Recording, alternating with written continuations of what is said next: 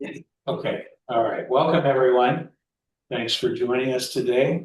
Our meetings are recorded on the Zoom video meeting, and it is posted on Supervisor John Joy's YouTube channel.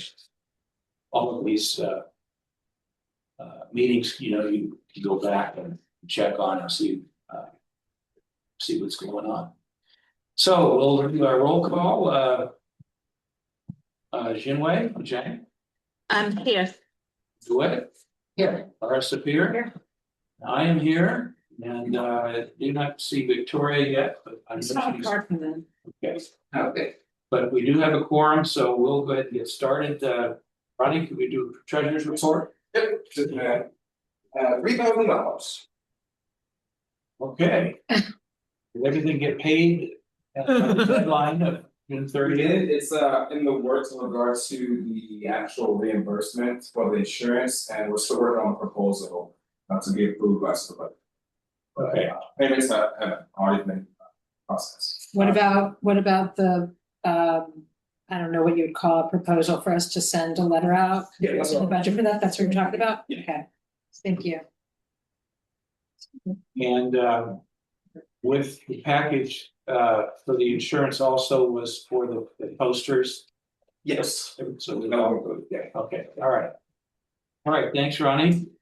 We do not have minutes due to a glitch in the county, so we don't have minutes to approve yet.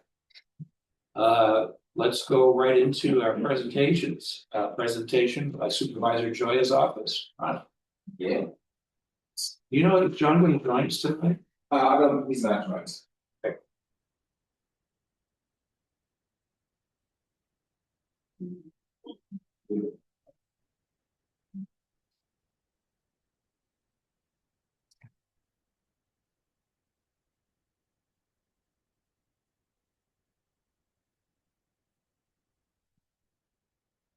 Oh, so pretty short, pretty short update for this month. Jumping down to the Contra Costa County Assessor's Office investigation. Since the June meeting, the FBI investigation into the Contra Costa County Assessor's Office remains ongoing, and federal agents executed search warrants at the Assessor's Office in 2 private residences in early June. County officials have stated that the office continues to operate and successfully completed the July 1st property assessment roll on schedule, and no criminal charges have been announced. The FBI has not released any additional details regarding the investigation. And my final item for the update for this month is a shameless plug for our boards and commissions. If you'd like to serve in a expanded fashion, you can reach out to me directly for the expanded list of all vacancies, and that will be sent out in the Friday newsletter as well. Any questions on Supervisor Joya's office? I have one. Yes. Okay. Yesterday, did the Board of Supervisors approve our festival permit? I don't know offhand, but I can definitely follow back up. Okay. more It was on the likely, agenda. yes. Yeah. You know, Yeah. been very patient. Yeah. More than likely, yes. We're running out of time. Yeah. More than likely, yes. But I'll make sure I'll double check. All right. So, yeah. Thank You should you. have it by the end of the week. Okay. Yeah. All right. No questions for the supervisor's office. All right. Thanks. All right. We're going to go to our sheriff's department. We know that Brian, Lieutenant Fitzgerald, was moving on up, and I see you guys are here. We're one of the nicer, easier going groups. So if you guys would like to come up, have you been to other MAC meetings, or you know what this is about? I've been to a few. I'm Deputy Bill Chiaro. We're both North Richmond resident deputies. And the gentleman said here, we're filling in for Lieutenant Fitzgerald. He's got another assignment. So right now we're in a gray area where we don't know who is gonna fill that position. We're kind of on standby. But until then, yeah. And I think it's better for us to, being the newer poll units, that we come out here, and in my opinion, I think we should be coming to these anyway. Yeah. But Lieutenant Fitzgerald's like, no, you guys, because we're always running around like a chicken with our heads cut off. Like, you guys go do good work, so just stay out there, I'll handle this. So I think all in all, it's good for us too. So we'll obviously try to answer whatever questions you guys have to the best of our abilities, but we're kind of. No, we very much appreciate you guys being here, because we are unincorporated Richmond. Our neighbors frequently have concerns about, with what's going on in the last, month around here. Is there anything that you know about with particular crimes in East Richmond Heights? As far as I know, what I've heard, there have been some vehicle break-ins. I know I've been out here in Richmond in general, looking out here in unincorporated for about 6 years. I know it's off and on with the vehicle break-ins. I know it's mostly happening overnight, shocker. So we've been trying to be more diligent in coming out here, doing more patrol requests, just being seen. It's kind of hard to be seen everywhere at once, but we do our best. Obviously, we get critical incidents all the time, and everybody is going to that. But at the end of the day, the pass down is definitely, getting out more, contacting as many people as we can. Obviously, it's harder at night, but we are doing what we can. So, you got anything? Yeah, the past month, the month of June, we had 66 calls of service and resulted in 3 reports and 1 arrest out of all these incidents. Speaking of which, we just got done arresting someone down the street earlier. Right, that's why we were running. Sorry about that. I apologize. Okay, council members? How do you spell your last name, Bill? DEL space CHIARO. Okay, what was your name? Mine's way easier. CHEN. Thanks. Council members, any questions for the sheriff? So it sounds like we're pretty thin. Seems to be the same song and dance. Yeah. Well, you guys are also covering North Richmond, so. Yeah. Sir, it's just We're all over the place out here. was want to let them know, like in the way we divide the responsibility, we call it the B, right? And East Richmond Heights is part of Phase 4, which includes tiny bits of Alzabrane, tiny bits of kind of next to San Pablo in Richmond, right in that area, Up Hotel area, and then North Richmond. So all this area is one day. So we try At any given time. Correct. It's kind of what it sounded like. But us, whenever we come on shift, do our duty, we try to do what we can to spread the word. So Yeah. Okay. All right, any neighbors have any questions for our sheriff's department? We have seen much more presence with the sheriff department. And last year alone, my vehicle was, broken into 4 times. Wow. And so I think that now with these guys being more on scene or just rolling by, there's been a lot of less stuff. But what we have noticed is, even my mother-in-law last weekend was home alone, about 8:30, 9 o'clock. She had my dog with her, thank God. And the guys are coming through trying to sell solar or whatnot. And they're trying to force their way into the smells up there. So I think we have to be a little bit more diligent about that and about these guys going door to door, foot traffic. And to piggyback off of that real quick, sorry, that hasn't been a thing just over here. It's been over in Terra Hills. We've gotten calls with the solar, the same situation. And not every time we'll find them. By the time, you gotta remember, by the time we end up finding out, who knows, hopefully we're nearby, but we could be covering our partner. Who knows where, by the time we get there, Yeah, agreed. But, yeah. It's not just out here. Anyone else have any questions for the sheriff's department?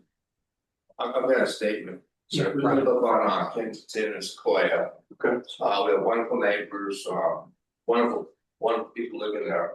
But I've had my work truck stolen maybe 5 times, 4 times. oh no. Not stolen. I've worked out over 5 years. Okay. Locked 3 catalytic converters.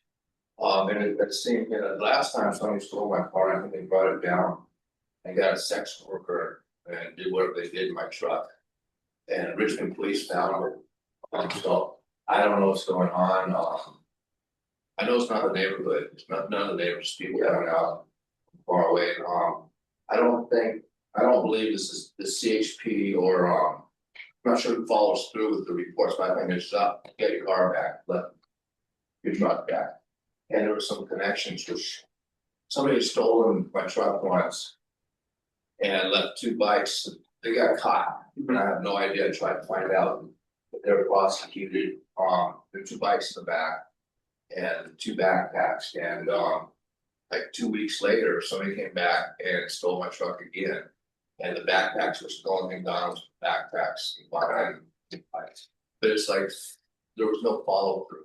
And I know you guys are spread thin. It's not a dangerous neighborhood. Love our neighborhood. It's just people on stuff out and things. We got all kinds of money. So I think there's a couple things with that. The first one, going back to what I was gonna touch was, I think it's a great neighborhood. I agree with you. And I think what we can get more of is you see someone suspicious, call us. We will come out. I can't guarantee you we'll be down the street, obviously, but we will make it out here. And I think getting to know, like you said, it's people coming from, who knows, from the casino area, from down the road. I mean, I've been out here, like I said, for years, and I don't even know where these people come, but where you even live at, you know. And also the second thing, depending on, we have a contract to CHP with stolen vehicles, where if your car does get stolen, obviously it'll be CHP. However, that doesn't mean we can't help with the investigation, locating the car, right? But the initial report would be through CHP. So I would advise or suggest, and if you have already, contacting CHP and just, hey, I just like to follow up on, this is the date and time my car was taken. it's got water on the bridge. It's been a while. Okay. But it seemed like, you know, you're happy you got your car back. Yeah. And I was, but still, they ended up ignition and. That's why I get my tools. I'm a retired electrical contractor. So I used to keep all my tools in my truck, but yeah, stolen it. So I gotta carry things in and out. I mean, I don't leave it. Very tedious, I'm sure, after a long day at work. Yes, but other than that, we love the neighborhood. There's no problems with you know, basically riffraff. Yeah. And thank you Just for the doing. random coming there. And thank you for what you guys do. I know how to stop. Sure. All right, anybody else? I just wanted Yeah. to mention, I've been living in East Richmond Heights since '87. And I know my husband had his stereo stolen from the car, and that was right around Christmas time. They said that happens a lot. They want to give gifts to their kids or whatever. But the other thing that I noticed was a few abandoned cars were on my street on Claremont, and I called it in, and they were from Vallejo. So we have a quiet neighborhood, and I think people from outside the area are coming in. But I also suspect that there's people in the trades in our area who are always looking for opportunities to steal tools. Because I was selling a house above the Arlington, and my client's mother had passed away, and we had some work being done on the house. And the contractor was storing his tools in the garage, coming back every day to do more work, and they broke into the garage and stole all his stuff. So I think there may be people in the neighborhood that are in the trades looking for opportunities. We have to be careful. Sure. And like I said again, please not hesitate to reach out. If you guys see anything, call us, no problem at all. You know, we do the best we can, I promise you that. Have you noticed more people putting cameras on their houses? I have cameras on mine, and it's helped a few times. Yes, oh my gosh, so thank you for bringing that up. That helps us so much. I feel like the majority of people have ring cameras. I mean, I even have ring cameras with them. You don't realize how much that helps us, because without cameras, like, it makes our job extremely difficult. And nobody enjoys being a victim of crime. We want to see resolution, like this gentleman was saying, okay, I wanted to hear, you know, have some kind of follow-up. I understand that. We get camera, we can possibly identify a suspect, because a lot of us are out here contacting people. Hey, that guy, I think I just talked to him or said, I know who that is. That's it, and we just go from there. But not even being able to initiate that, it's kind of like a shot in the dark at that point, you know. So. I have a question. Do you guys have access of those traffic camera on the intersection or anything? Or there's any program put on more camera you can? I think that's a common. Help you? No, I think that's a common misconception. Okay. With, Richmond, I think just the cops have access to cameras. Yeah, I wish it was that easy. It is 100% not, so.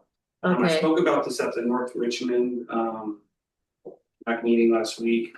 It's something that I wanna like, I'm gonna bring out, stats next month because we Mhm. get so many dumb stolen vehicles everywhere. And going back to cameras, if we had cameras, or I don't even know who to contact, just a work in progress, right? Something we can build towards and maybe hopefully get one day.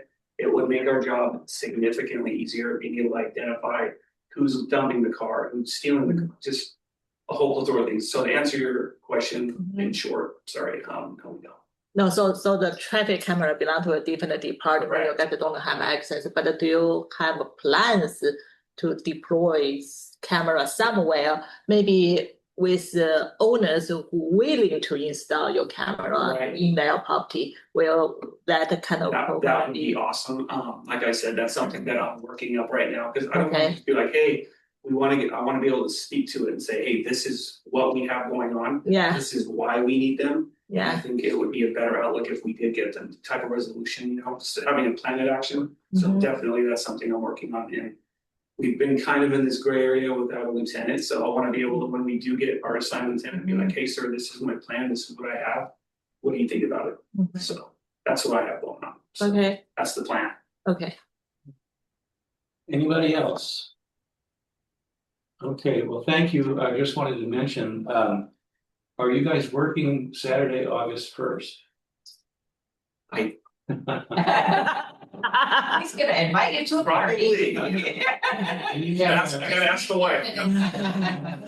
Our annual East Richmond Heights Art and Music Festival is on Saturday, August 1st. Right on, And okay. it's up on in the 6400 block of Bernhard for the guy who took Yeah. title of it. Yeah. We have several blocks closed there. Okay. Brian, the Lieutenant Fitzgerald, signed off on the sheriff's part.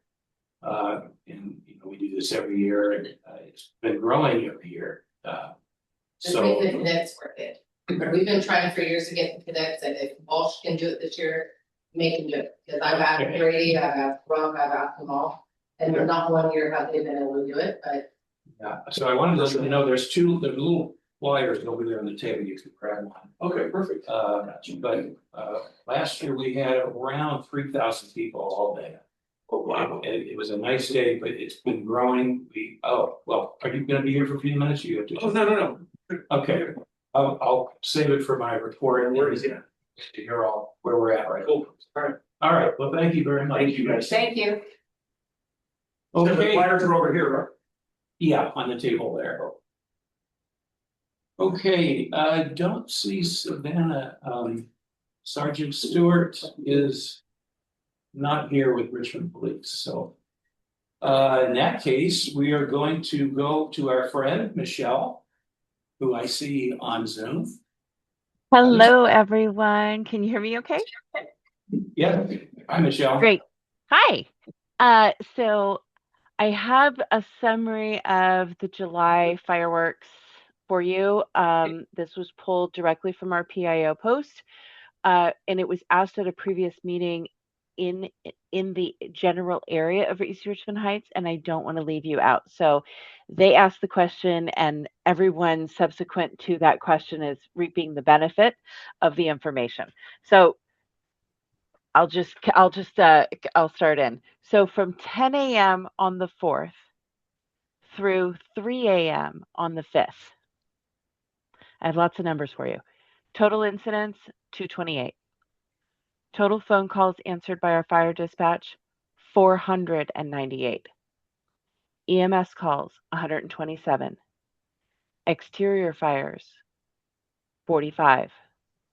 Vegetation fires 12.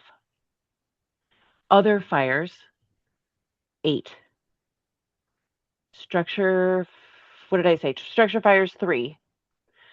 All other types of fires and calls 33. I don't know that whole designation. The PIO can answer questions about what those 33 are and what those other fires of other 8 fires were. If anybody has any questions about drones, please direct them to our PIO. So, yeah, a lot of calls, lots of activities. Second topic is the fire risk reduction community list. The Confire received approval by the Board of Forestry and Fire Protection. Just a note, all of our fire jurisdictions in Contra Costa County have been added to the fire risk reduction community list. Why is this significant? Michelle. Yeah, the internet is making it a little stuttery. Can you speak a little bit slower? It's kind of cutting your words a little bit. We can hear you, but just speak a little bit slower. Absolutely. So the fire risk reduction community list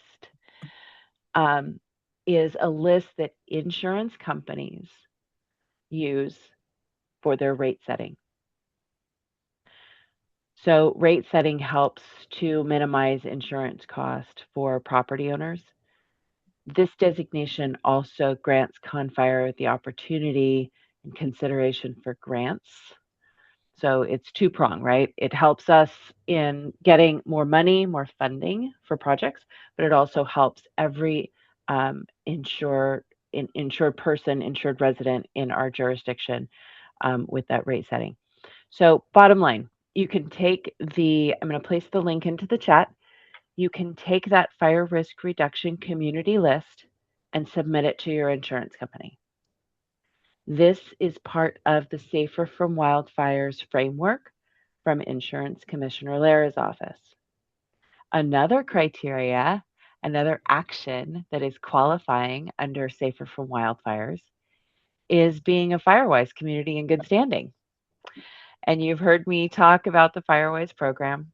So each one of those can qualify you for a discount. Again, the fire department's not looking to become a third wheel in your relationship with your insurance company, but these are ways that we can help residents qualify for discounts.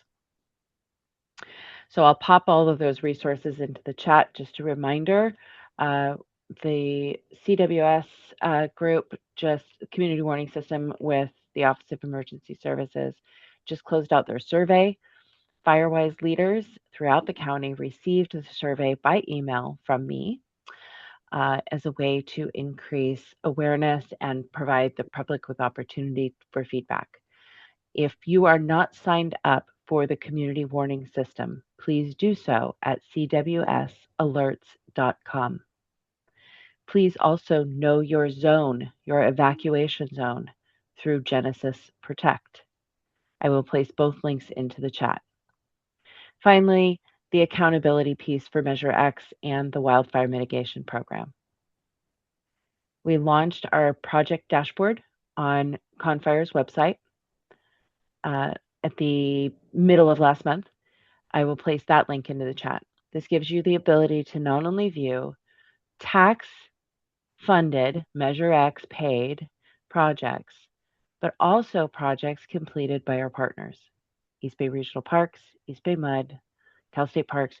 We're working on Caltrans, Public Works, some city public works projects, but these are completed projects. Where did your money go? It's that accountability piece for not only Measure X, but again, helping the community understand what we're doing to reduce vegetation and wildfire risk countywide. With that, I am ready for your questions. All right, committee members, any questions from Contra Costa County Fire Risk? My question is, are those numbers higher than normal or about the same? I had the same question. Thank you. I had the exact same question, and I'm scrubbing all of my notes from last year to see where we are. I'm basically waiting for a response from the PIO.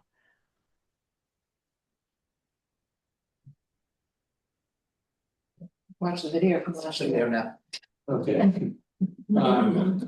All right, questions, go ahead. So I've lived here since 2006 and I've never received a fire prevention statement or pamphlet or a warning from the fire department or anyone in Contra Costa County. And we have no trees or shrubs or anything on our property. is all the neighbors' property that dumps things into my yard.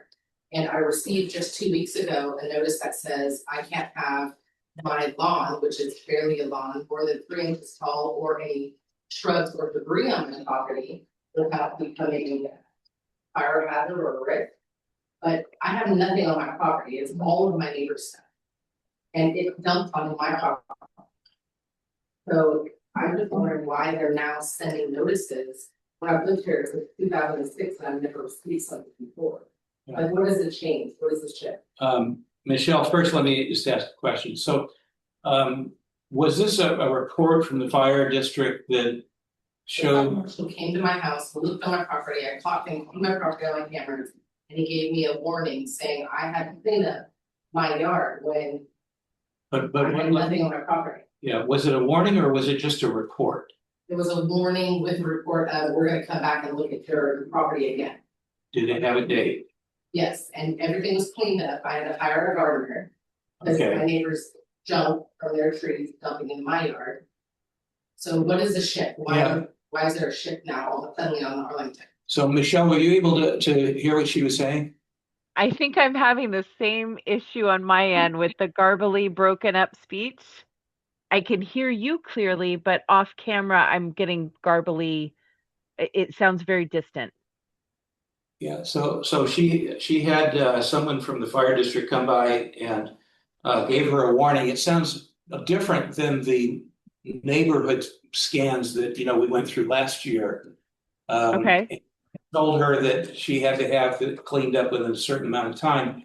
And her point is that most of what's wrong in her direct neighbor her area is her neighbor's property, not hers. Oh, that's an easy fix.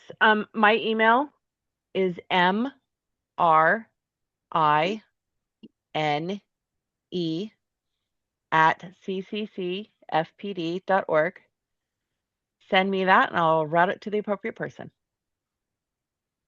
I'm sorry that experience occurred, and let's get a resolution for you. Let's get a direct answer.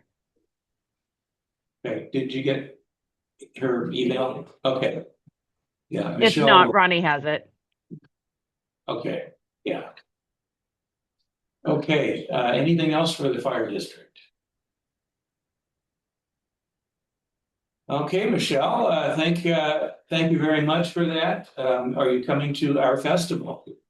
I have a event in the morning and it's on the other side of the county. I promise that I'm going to absolutely try. And yeah, unfortunately you're really nice. I think that's a say yes, that one right? more time. No, say that one more time for me. So I have an event. No. I have an event in the morning. Okay. And I don't know how long that's going to run, but I'm going to make every effort to be there, even if it's partial. Okay, well, several of us will walk with you down the path of enlightenment. I love that. Okay. I love that. That's right. my best memory, by the way. Yeah, I did, by the way, turn in all the information for, I think it's going to be engine 70 to come up, but I haven't got a confirmation yet. Okay. Feel free to forward that to me by email and I'll look into that as well. All right, thank you. Thank you. All right, appreciate it. All right, with that, we will go on to the next presentation. AC Transit Program Ridership Trends, Funding Challenges, and Potential Service Changes. Ryan. Hi. Yeah.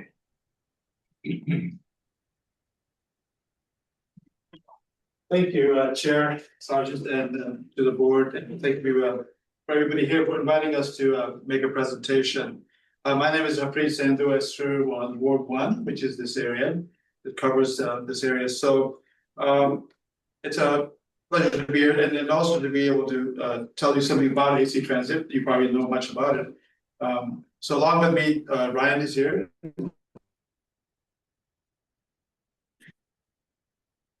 AC Transit, like some cities, the board actually sits on the transit itself, but this one is elected body.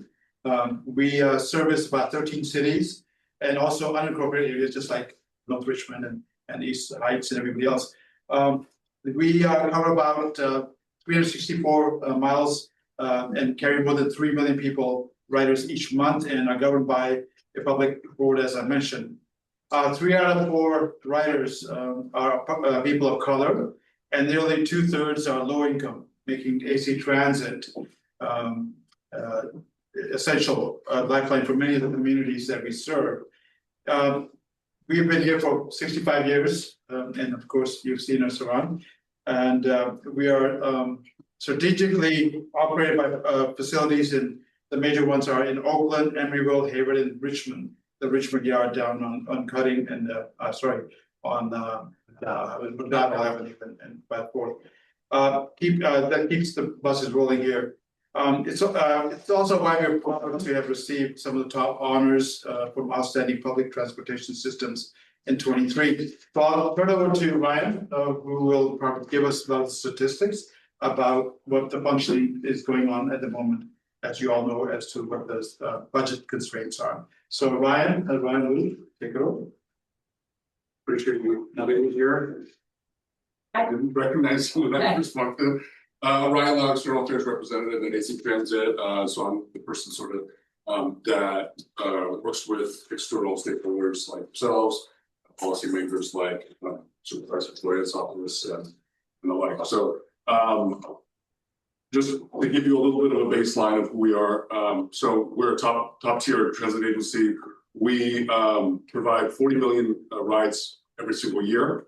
And to unpack that, that looks like 140,000 rides every single weekday, 160 rides every week.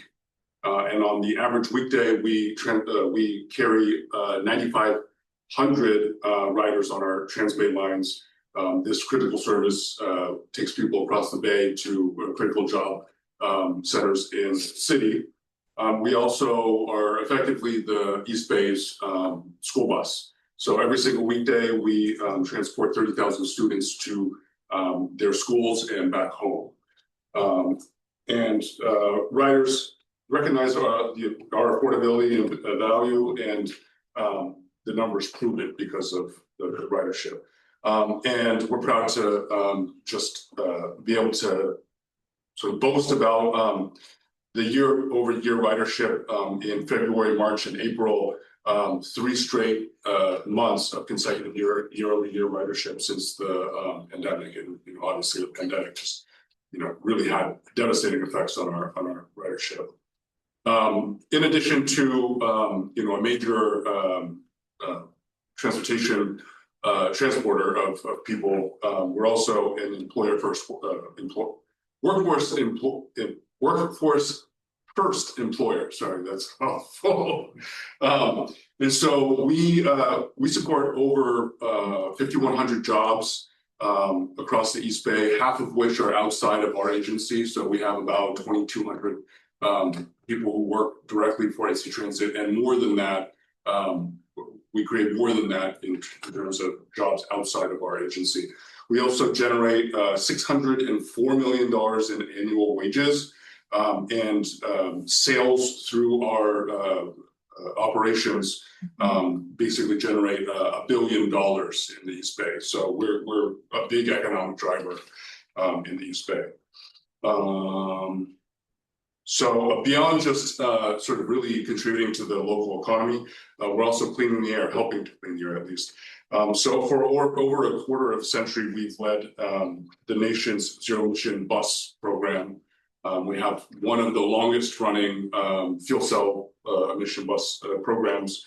Currently, we're running 58 zero-emission buses. So that's like hydrogen fuel cell buses that run on hydrogen, and the battery electric buses, like the standard vehicle that you're used to. That sort of leadership in the space has garnered us a $40 million investment from the federal government. Not this administration, but the federal government nonetheless. And so That supported our zero emission bus university, so it's the first of its kind. We partnered with Chabot College to actually make it so our maintenance trainers are now instructors of record with the college. So our apprentices can actually earn half an associate's credit of a degree while going through our program and learning, actual skill in their careers. So here are kind of a list of our various programs. One of our big ones is the Easy Pass program. It's the institutional pass program. So major employers, universities, that sort of thing, they pay us to basically provide unlimited rides to their users. So every single year we provide 4.7 million annual trips through that program alone. Clipper Start is a means-based program. We effectively provide half of 50% discount for people that are earning a particular kind of income. And then, one of the big programs that we're working on now is you probably had the experience of maybe getting on a bus or driving by and seeing somebody parked in a bus stop or a transit lane. So we actually have smart cameras on board now that can issue tickets. So that's a big deal. Oh, that's interesting. So it's a big deal to keep those bus stops open, and especially for people using mobility devices like wheelchairs and that sort of thing, you have to deploy the ramp. And so it's critically important for us to be able to properly access the curbs. Additionally, last August, we did a major redesign of our network and just redesigned 104 of our bus lines in order to make them sort of serve our rider in a way where they use it the way that they do in the post-pandemic era. As Director Sandhu mentioned, 3 out of 4 of our riders are people of color, and nearly 2/3 are low income. And so what that means is about half of our riders earn $50,000 or less a year, which is below the federal income level in one of the most expensive places in the country. And so, many are already struggling to afford essentials like housing and transportation, food, all that sort of thing, which explains why 65% of our riders are fully transit dependent, meaning they don't have a working vehicle in their household at all. Let's see. And because of all that, we've really dealt with some pretty significant financial issues. And so you probably heard the phrase good steward of public dollars. And so what that basically means is that we make the most of every dollar that we bring in. And we also recognize that if somebody gets on board and they don't pay the fare, that cost doesn't just go away. It becomes a funding gap. And so as a result, we've launched a multilingual campaign to really get people to pay fares. So we have our head signs that say fare required. We have different signage. And we took a baseline, and we're hoping that will move the needle in that respect. We also had a comprehensive California state audit review that showed that we coordinate very well with other East Bay bus systems. And so really it's not a function of mismanagement or anything like that. It's really just a function of not having sustainable funding. And so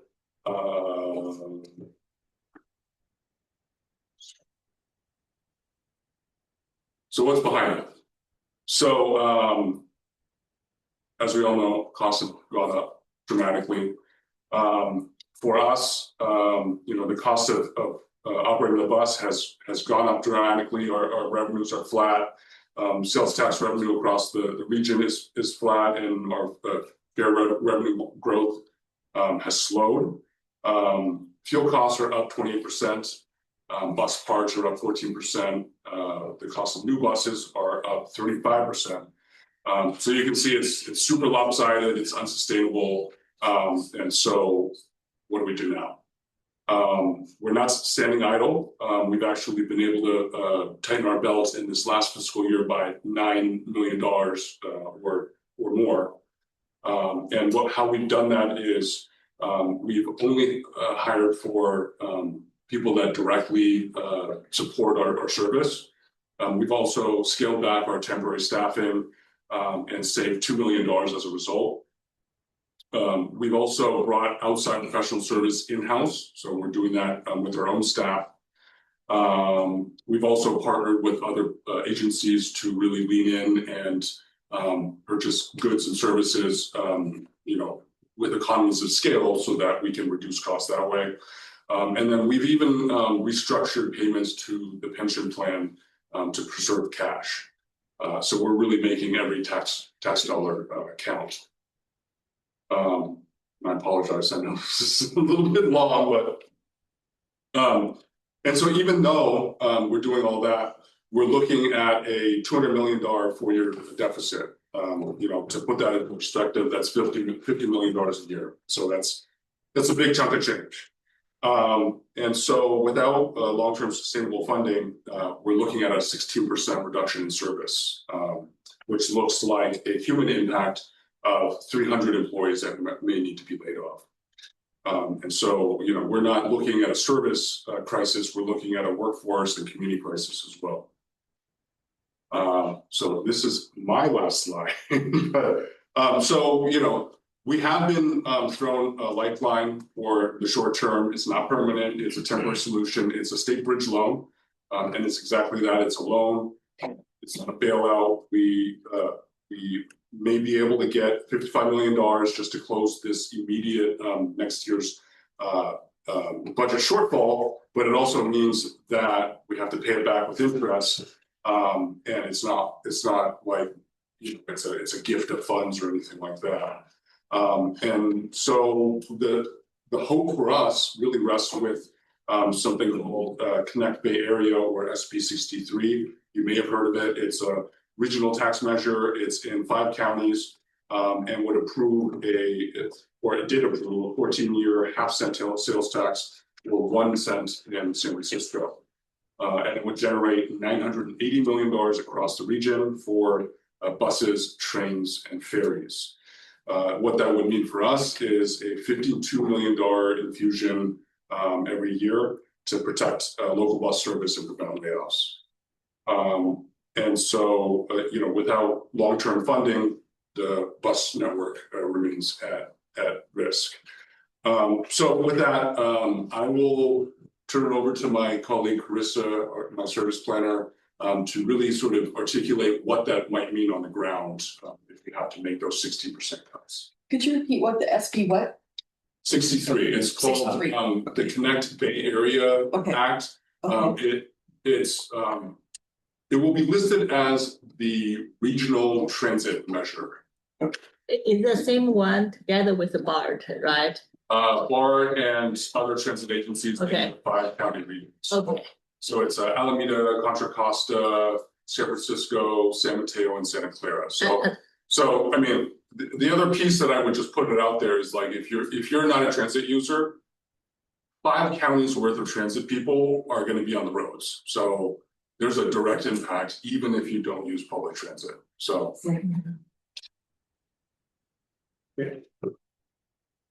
Hi. Good evening. Hi, my name is Carissa Lee. I'm a transportation planner for AC Transit. I plan a lot of the routes in and throughout West Contra Costa County. And as my colleague Brian said, this is we've developed what we are calling a contingency service plan. You know what they say, plan for the worst, hope for the best. And so this plan is planning for the worst, but hoping for the best. Under this plan, this is all assuming that it would only take effect if there is no long-term funding secured by December 2026.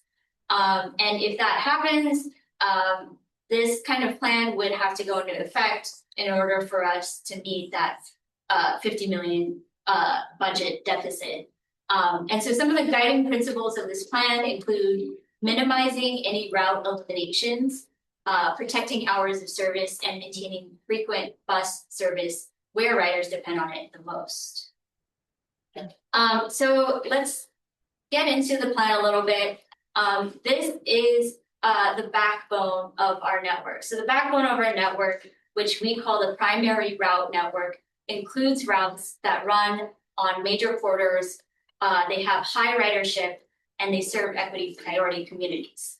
On these key routes, we've made it a goal in the plan to preserve frequencies every 15 minutes or better. So routes like the 72, 72M, and 72L, which run along San Pablo and West Contra Costa, would have that 15-minute service preserved.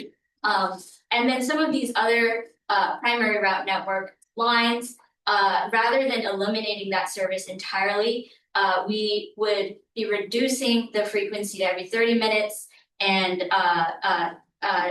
the hours of service would go from 6 a.m. to 10 p.m.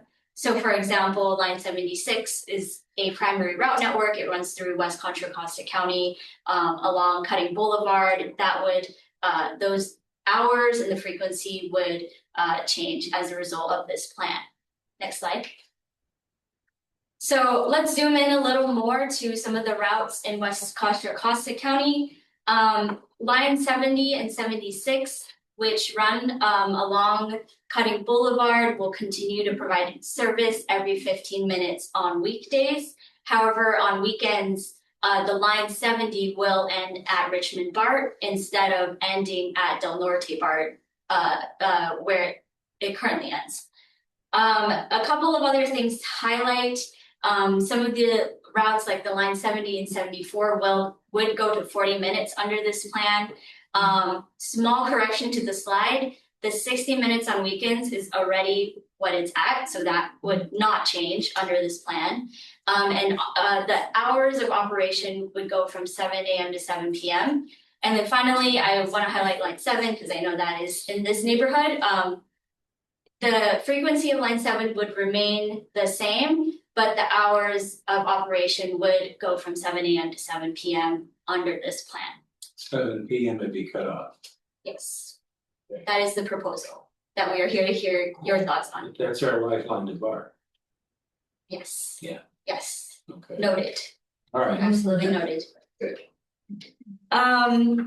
Let's see, Transbay are our routes that go from the East Bay to San Francisco. A lot of the Transbay routes, I'll focus on the line L because that is the primary Transbay route in West Contra Costa County. It will still be available for people who take it, but it will have less trips in the morning and in the afternoon. So there will be less of the L coming and going to and from San Francisco. Next slide. The line H, I think is the one in this. We do not have the lines anymore. Yeah, it used to be. I'm not Yeah. looking for one. So again, line 70 is, the proposal here is that line 70 will now end at Richmond BART on weekends. Right now on weekends, it goes down Harbor Way and Cutting all the way to El Cerrito Del Norte BART. So it would end at Richmond BART on weekends. Next slide. Yes. So the road ahead, really, what is the timeline for this plan? What we're looking at? I'd like to highlight several key dates. So August 12th is when the AC Transit Board sets the public hearing, and that there is an open house. So that is another opportunity to comment on the plan. And then October 14th is the public hearing. That is when we will be taking formal public comment on record. And then finally, June 13th, 2027, if needed, the service reductions would be implemented. And with that, I will turn it back to Board Member Ken. Thank you, Melissa and Glenn. So I think just to put it in perspective, the June date that Melissa was talking about, depending on how the election turns out, unfortunately, the BART will already initiated their program this coming year. So they're gonna be ahead, so there's gonna be cuts. They're proposing 30% cuts. And where's in there, so that would be limiting 15 stations and so forth. Oh. And that's what they're proposing, so.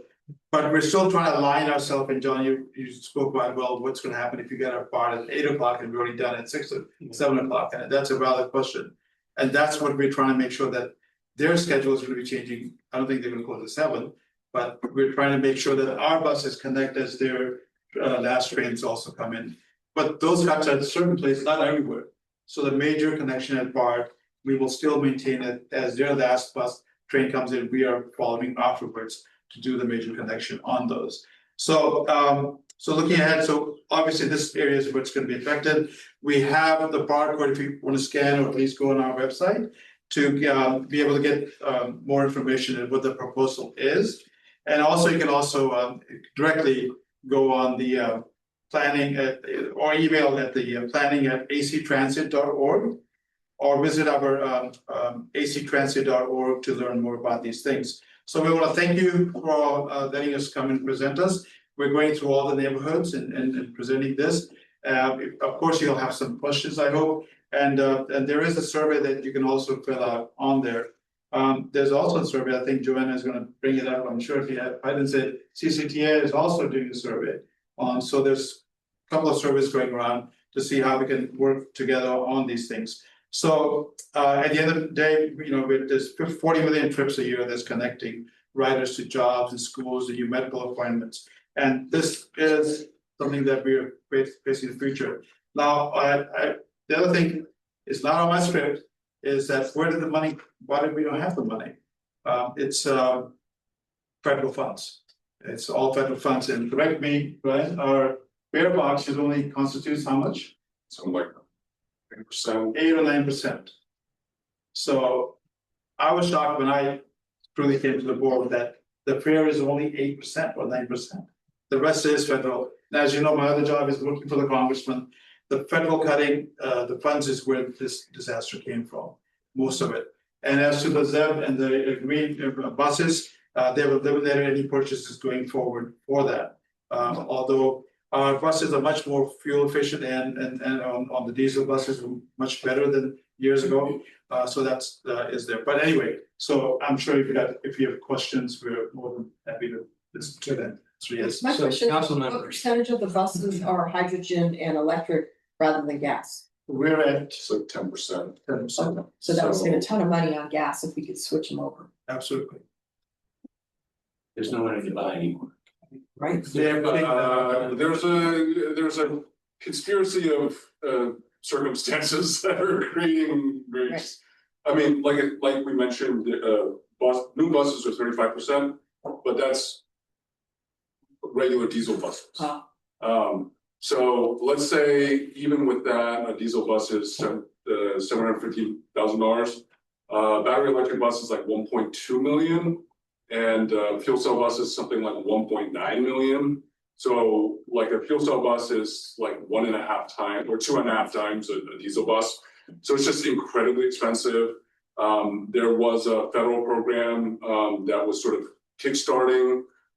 As soon as the new administration came in, it just evaporated. It was called ARCHES. It was the hydrogen hubs in California. It would have been a $2 billion investment. That just went away overnight. So that was really supposed to help us move that transition, and it's just not here. so the bill that's in front of Congress right now is the surface reauthorization bill. It's $500 billion or so, but they've kept about the same amount, but the most cuts it did was the public transportations and rail. So that's how the difference came out of. Which affected both our purchase of new vehicles and everything else that's going on. Council members, any other questions for AC Transit? I just want to make sure we can get a copy of these PowerPoints. Yeah. If you do decide to go by the open house, you know, we walked a little bit through the sort of route changes, but you can geek out as much as you want with Carissa or whoever you want. And they can really take you through all the changes and really sort of better understand how things are connecting. But it's still fluid, you know, we're looking for input, that's why we're here. So we're really trying to right size this, you know, in a way where it makes sense for everybody, but I mean, this thing kind of just blew up on us and we're trying to manage it. The whole country. Yes. Yes. Yes, So just one of many, I guess. Do you have any specific questions for us to put out to our communities? I mean, so I think, you know, as part of the slides, you know, there's the feedback form, you know, you guys are great, the room is great, but you have much bigger networks that we would love for you to share out to. We want to be able to first get that information out, but also solicit feedback on how we can do this better. So what are you doing August 1st? Yeah, by the way? that was my next question. Yeah, The art and music festival, we got 3,000 people last year. and that's a great opportunity, even if you get a poster for us to put up with a QR code. If you, I mean, Director Sim is everywhere, first of all. If you send us the information, I have a fresh team member and I would love to accompany her out to, you know, the event and really, you know, get to know everybody and get her up to speed, so.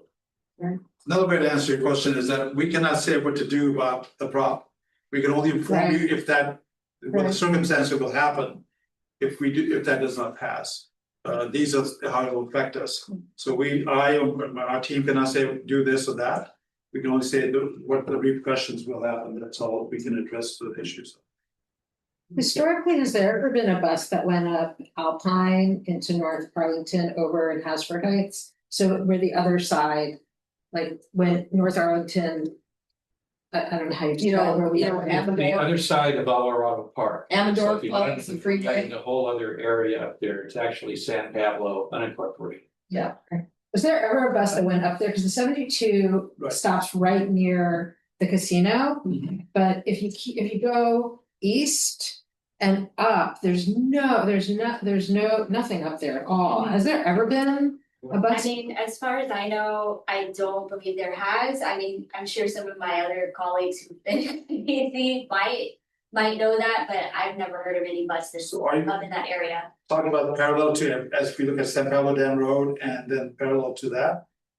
So Casino, so going east? If the dam road would be on the north side, Correct. the south side is going to be sort of McBride, but all that area on the other side of Alvarado Park, which is down. Okay, up behind the other side of the school. I don't think there ever has I been. think The it's- closest you ever had was was when we had the 68 bus, which came up.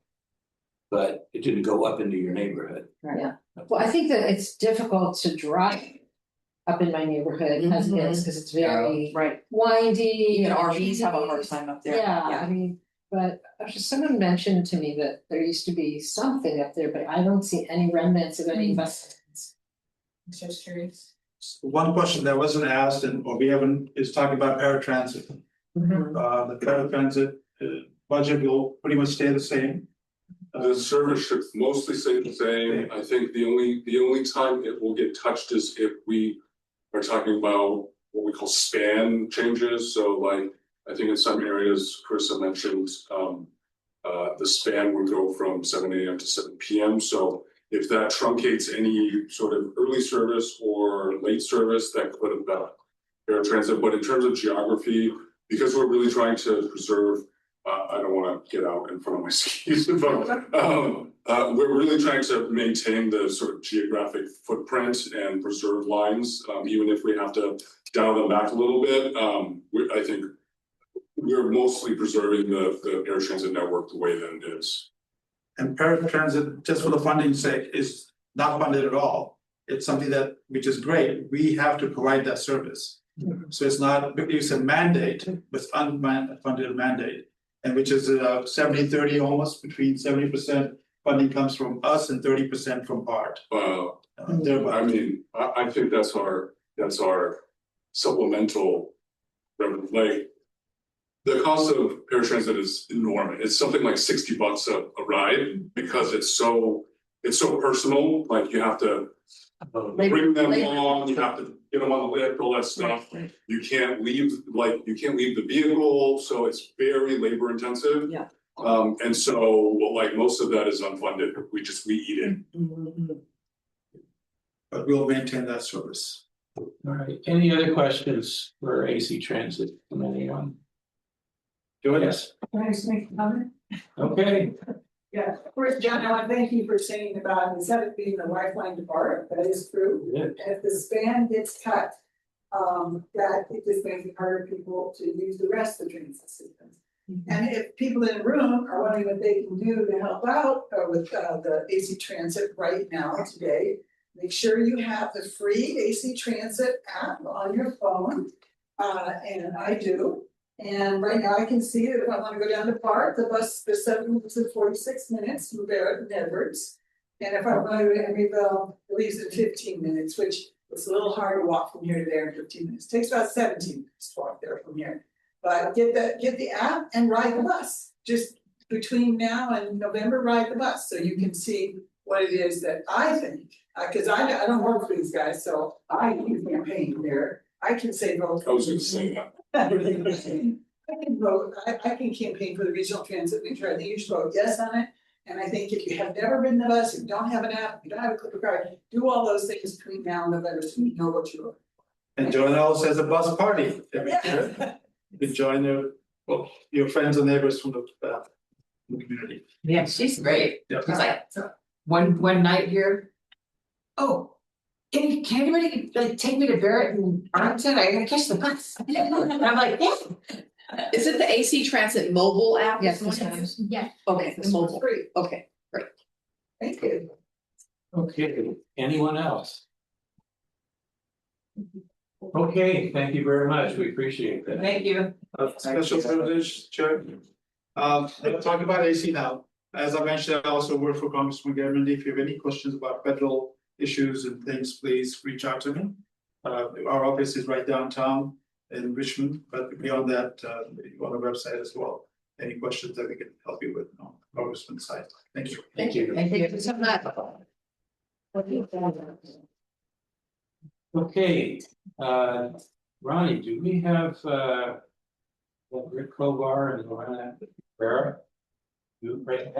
Oh, One of those people. all right. This is Brandon. Hi.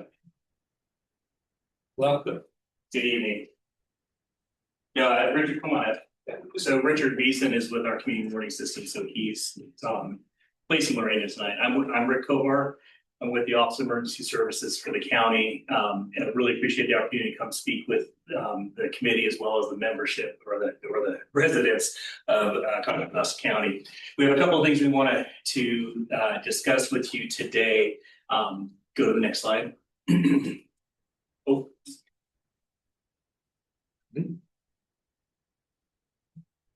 Do that.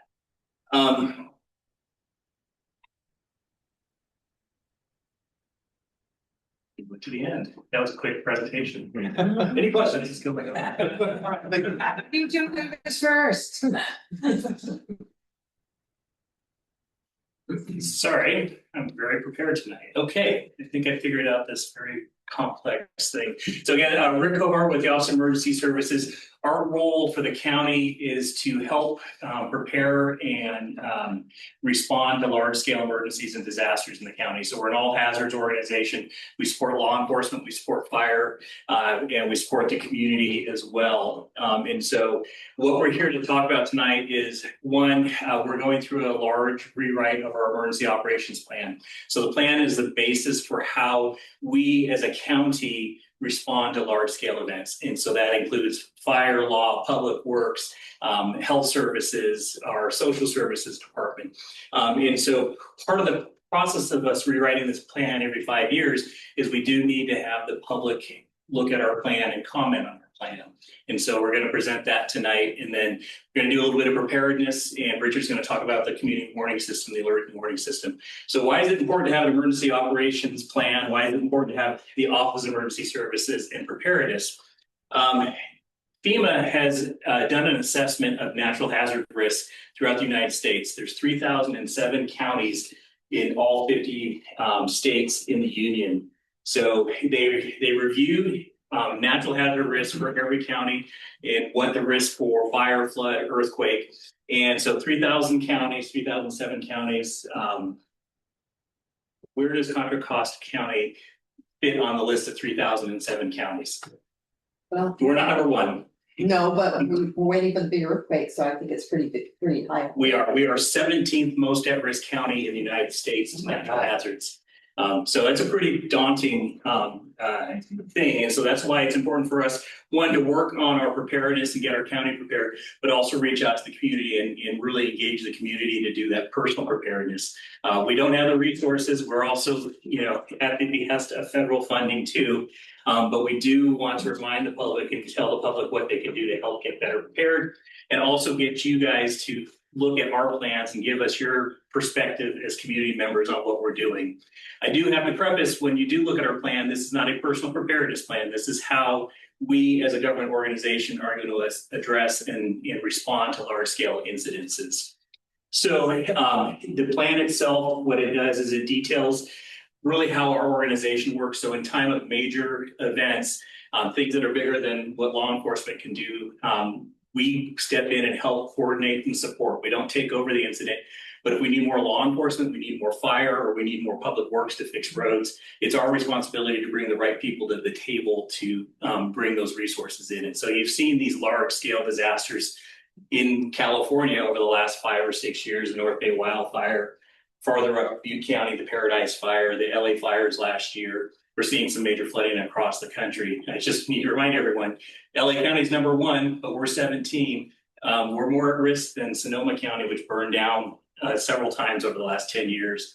We're more at risk than Butte County. We're more at risk than a lot of counties. So it's not a question of if, it's going to be when this is going to happen. So our plan helps us be better prepared to respond to those events. So why it matters, the plan is a requirement for us to have some level of organization as a county to bring government together to help get us back to normal operations after a large scale incident. It really codifies our processes and outlines the roles and responsibilities organization. So in a large scale event, it's not just fire and law that are responding, public works that are fixing your roads, getting your roads back together, health services helping, to help people who are hurt, social services. If you guys have to evacuate from your home, our county social services is responsible for emergency shelter. So right down the road, Contra Costa College is one of our main shelters, and we've used them over the last few years several times to set up and let public members that have been displaced there. So that's also some of the stuff that we do. And then the plan also outlines what all of those different departments do in time of emergency. So how do you guys get involved? I have this is a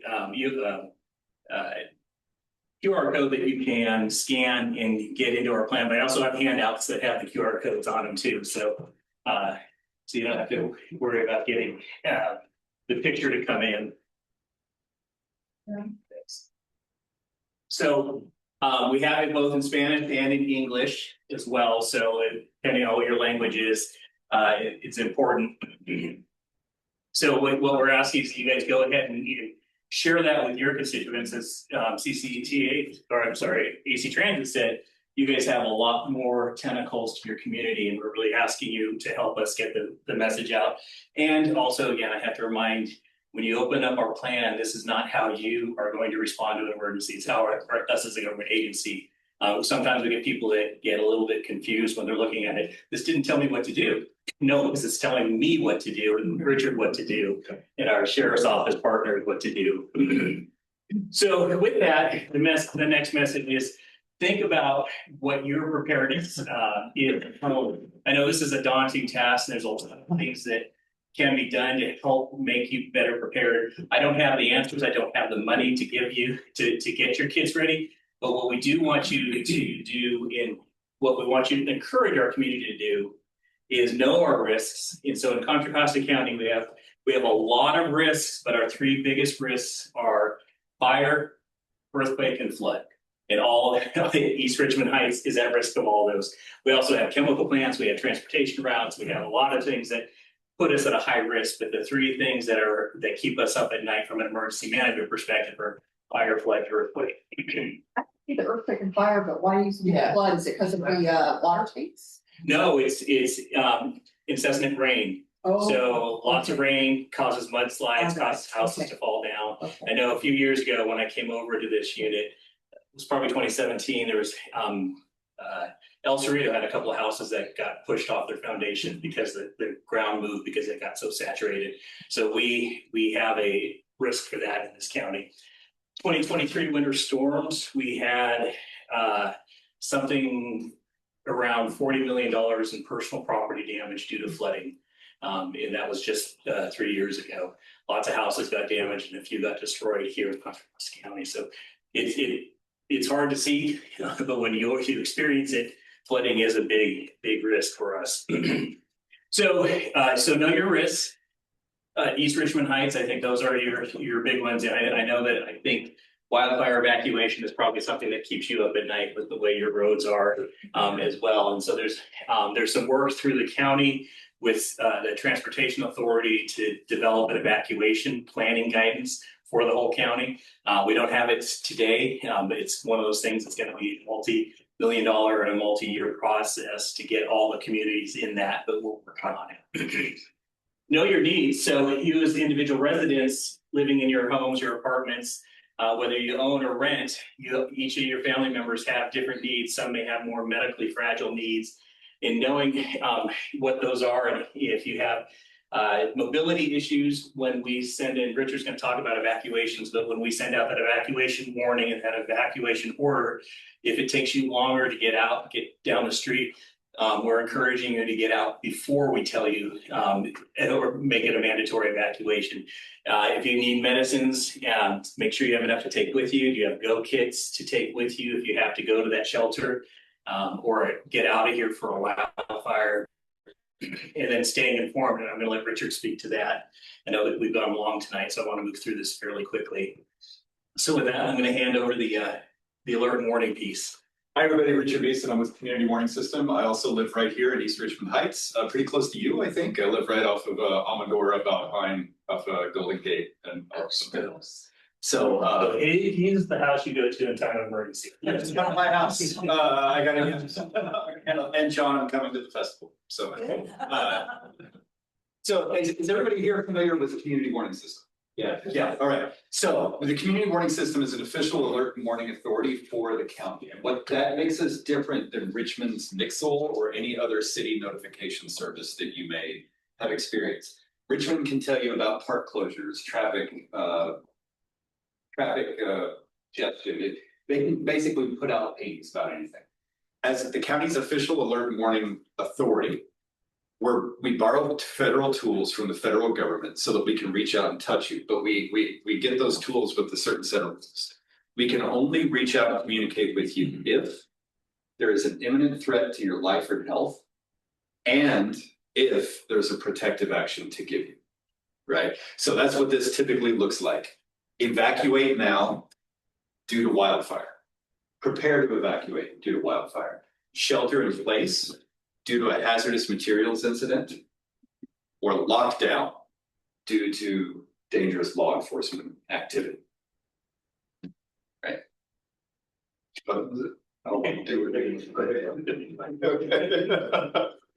So this is how it works. There are three of us in the Community Warning System team: Richard, Leslie, and Lorena. Richard, Leslie, and Lorena do not have the authority to tell you to do anything. The authority comes from them.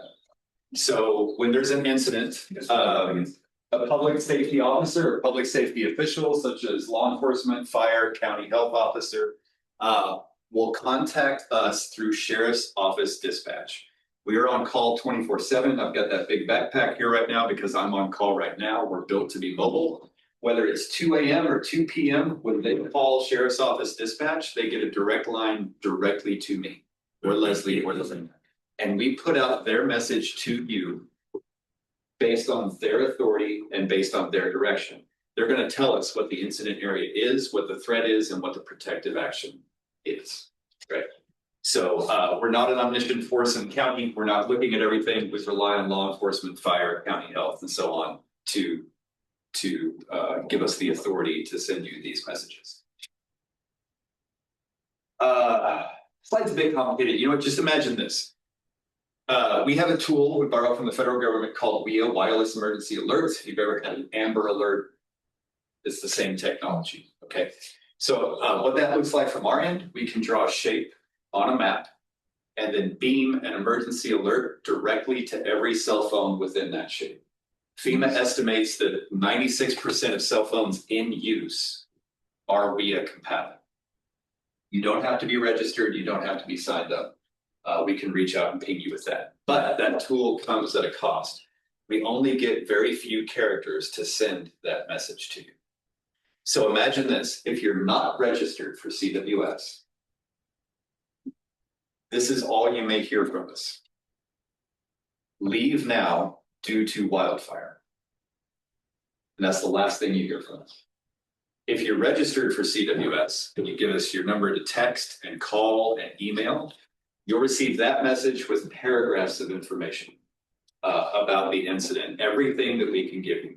And I always want to encourage, because people want to know everything right away. Look, when fire or law calls us, they're still getting their incident under control. That first message is just going to be, here's the protective action and here's why.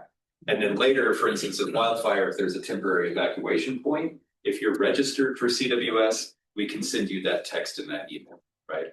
So we want to have as many ways to contact you as possible, and we want to give you as much information as possible. And the best way to do that is to be registered with CWS. You can do that at cwsalerts.com, and there are pamphlets back here with QR codes and the link and everything else.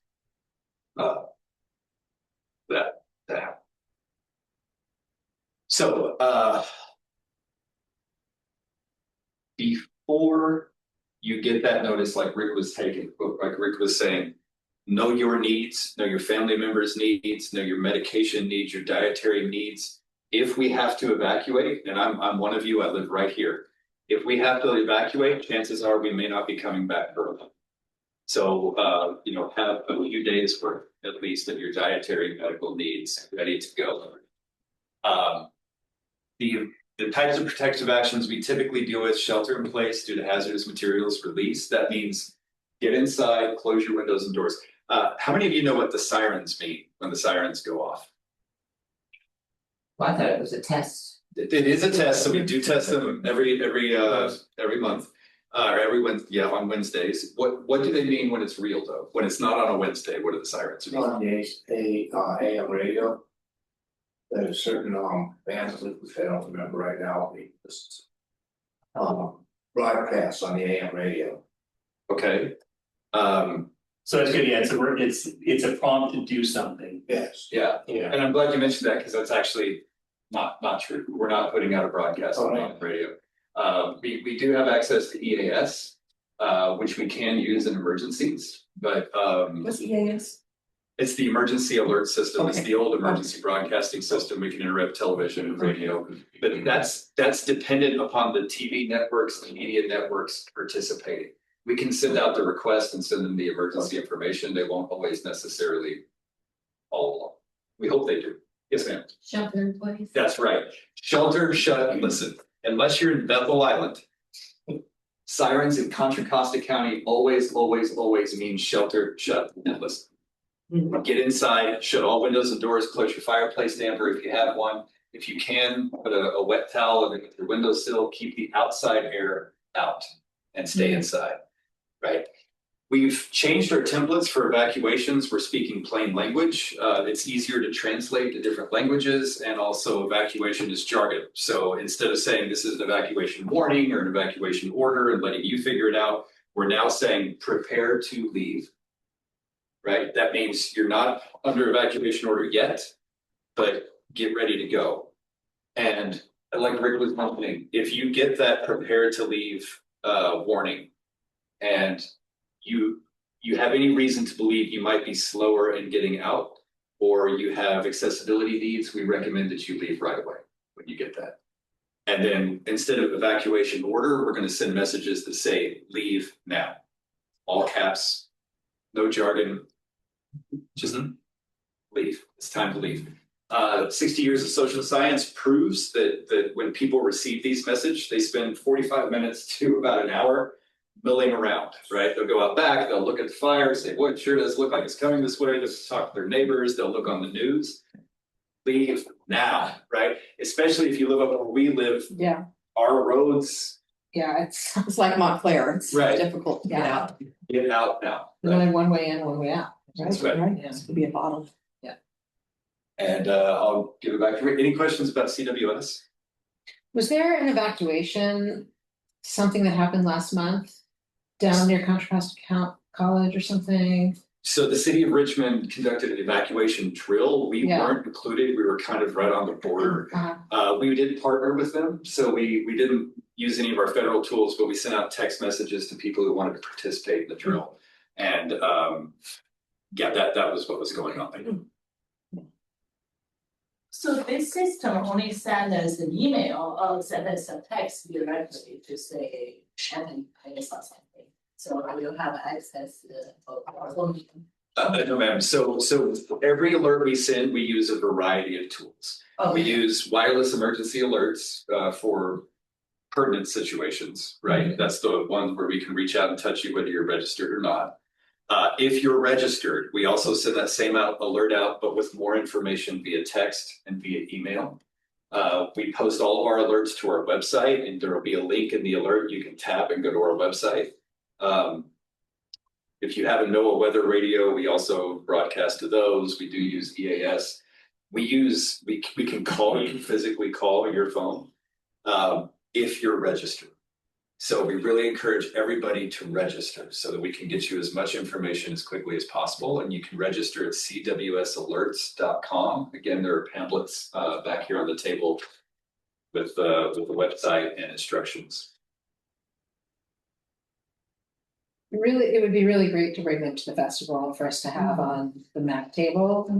And we don't really know what the table looks like yet, but I think that all of these things should be available. Well, John Joy lets us borrow his cover, his shade cover, right? Yeah, So we could have that on the tables that are there. yeah. I think that would be really great, because people do stop by and talk. with Yeah, us. yeah, they wanna know what's going on. Yeah. Absolutely. Yeah. We'll get some pamphlets. John Peggy, are you gonna be there?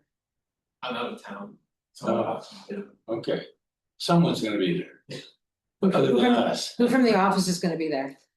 That's an excellent question. That's also my anniversary weekend. Every year it's your anniversary weekend. Every year. Stop it.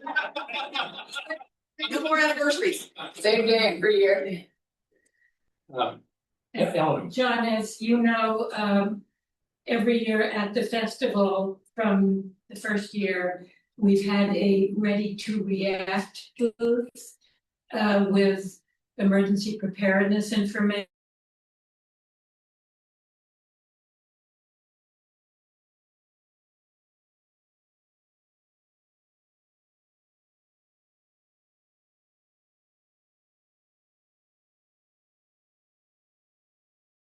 You are, if they're interested, and we'll have all the emergency preparedness information at our table, so the MAC doesn't have to unless you have room.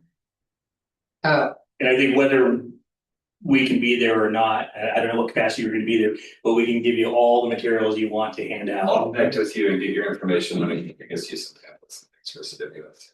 all right, Joanna, Yeah, so when we hear a siren in Contrast County, that means shelter, shut, and Listen. Listen. Yeah, wait for the all clear before you go back out. Unless you're in Bethel Island, that means get the heck out as quickly as possible before levee's broken. What's the all clear? The all clear goes out to we're discussing this right now. And typical practice has been we send out all clears via text and email and phone call, and then like we have a plenitude of PIO networks and media, trust me, it's gonna be all over the news when the all clear comes out. We're going to consider using WIA for all clears, but we haven't made that decision yet. So, yeah, register for CWS. If you hear the sirens, you'll also hear get an alert What's from we, I us. don't know what we is. Sorry, wireless emergency alerts. It's wireless. the Amber Alert technology that I was talking about, yeah.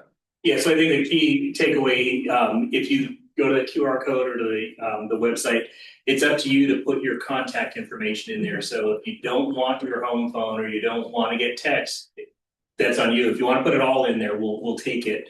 It's even, you're able to put in more than one phone number. So if we have a lot of people that they have elderly parents that they want to know if there's something happening in their neighborhood. So it has that flexibility too. But it's incumbent on you as residents to put that information in there as complete as possible. I have a question. You know how we were number 17 out of over 3,000 counties?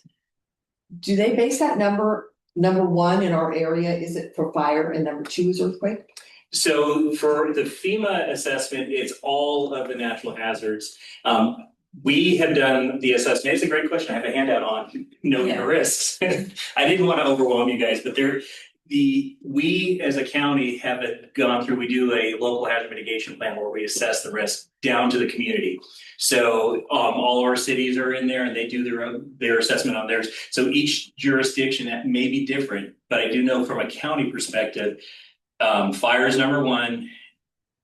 Technically, earthquake's number 1 because when it happens, it's going to be bad. But fire and flood are higher probability events that happen, and so we look at those 3. But we also have lightning storms. We have all sorts of other natural hazards. In that assessment, again, is only natural hazards. So if we also include petrochemical plants, which is his lane with Chevrons and MRC and Martinez and a lot of other things that are going on, we have a lot of risk. But from a natural hazard perspective, is which we see the most common catastrophic damage to communities, it's natural hazards. So I can almost guarantee that East Richmond Heights, it's it's fire, flood, earthquake. Where's the flood? Did you say where the flood was coming from? Mudslides for rain.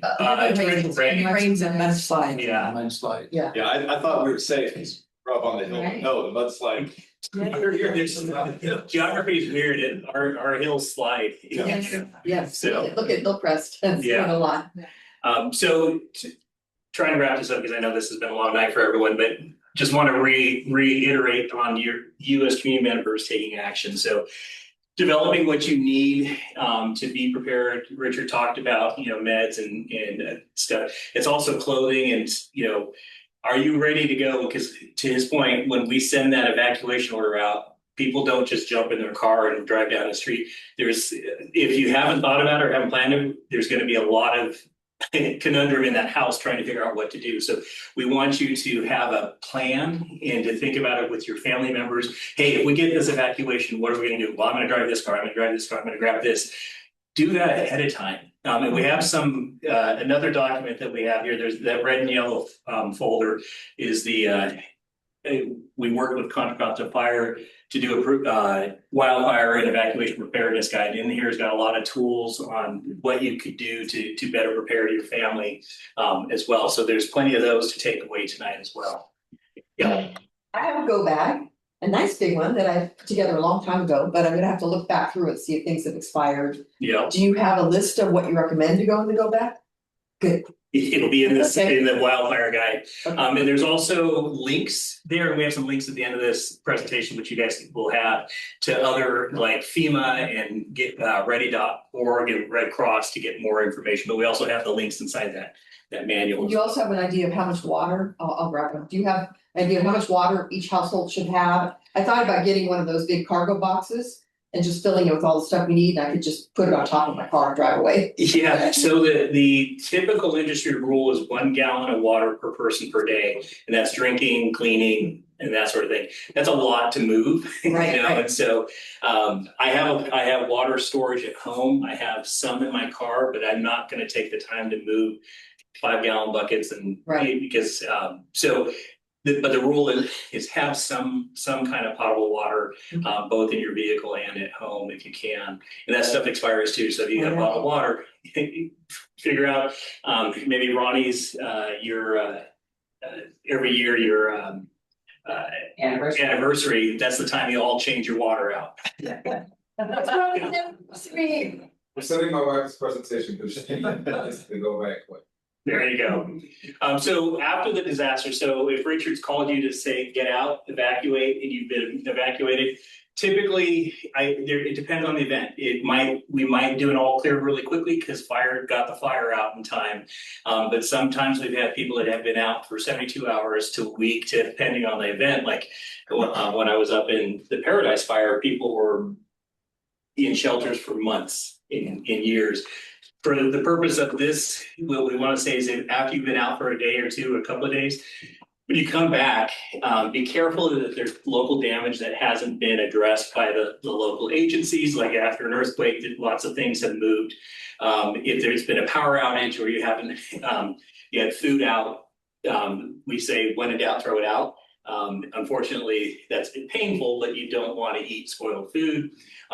One of the big things that we do after large scale events is we work with the state and the federal government for disaster recovery. And that's both personal property damage as well as government damage. And so my office's role is to be the intermediary between the community and the federal government to get more resources to you. So part of that is recording your damage. And so ahead of time, we really need to remind everyone, check your insurance. One of the biggest surprises residents have, and this was in the 2023 winter storms, was their insurance didn't cover flood damage. It covered when the house fell down the hill, but it didn't cover it when the water came up. Everyone's coverage is different. I know this community is probably tricky to get wildfire coverage. I know that in other communities, hilly communities in Contra Costa County, they can't get it. But check your insurance and make sure you have enough to cover your needs if your house is damaged or destroyed. We have a lot of more resources at our county website, the Contra Costa County website. You can find stuff there. Again, check your insurance. Our wildfire guys, we have a lot of different handouts there that we want you to take and share with your community as well. I have a strange question. Both of my dogs passed away, so I don't have a pet right now. But what do people do if they have pets? Where do the pets go when they go evacuate to Contra Costa? Bring them with you. So by law, if we open up one shelter in Contra Costa County, that shelter has to be pet friendly. If we open up 10 shelters, we may only have one pet friendly shelter, but we will have the ability to work with animal services to make sure that they have the equipment there to house pets. Livestock aren't going to be in the shelter, so that's a different thing. They're going to be sheltered somewhere else. But pets, cats, dogs, service animals as well are accepted at shelters. What about electric cars? My husband just got an electric Subaru, and I know that the batteries could be explosive, like during fire. So is that something we should relocate? Again, I have personal preparedness. If you have to leave your house, I wouldn't worry if that's not one of the cars you're taking with you. It is what it is. Yeah, it's a big risk, but it's part of the new normal. Is what's it called?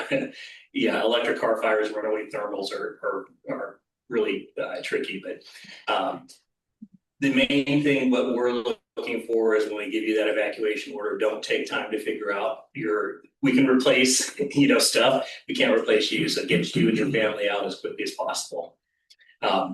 So with that, and again, there's a lot of information we talk about engaging your network, and this starts here with you guys interacting with each other in your community to talk about preparedness, know what you have to plan for your family, get to know your neighbors. If you don't know your neighbors, they're going to be very helpful in these type of events as well.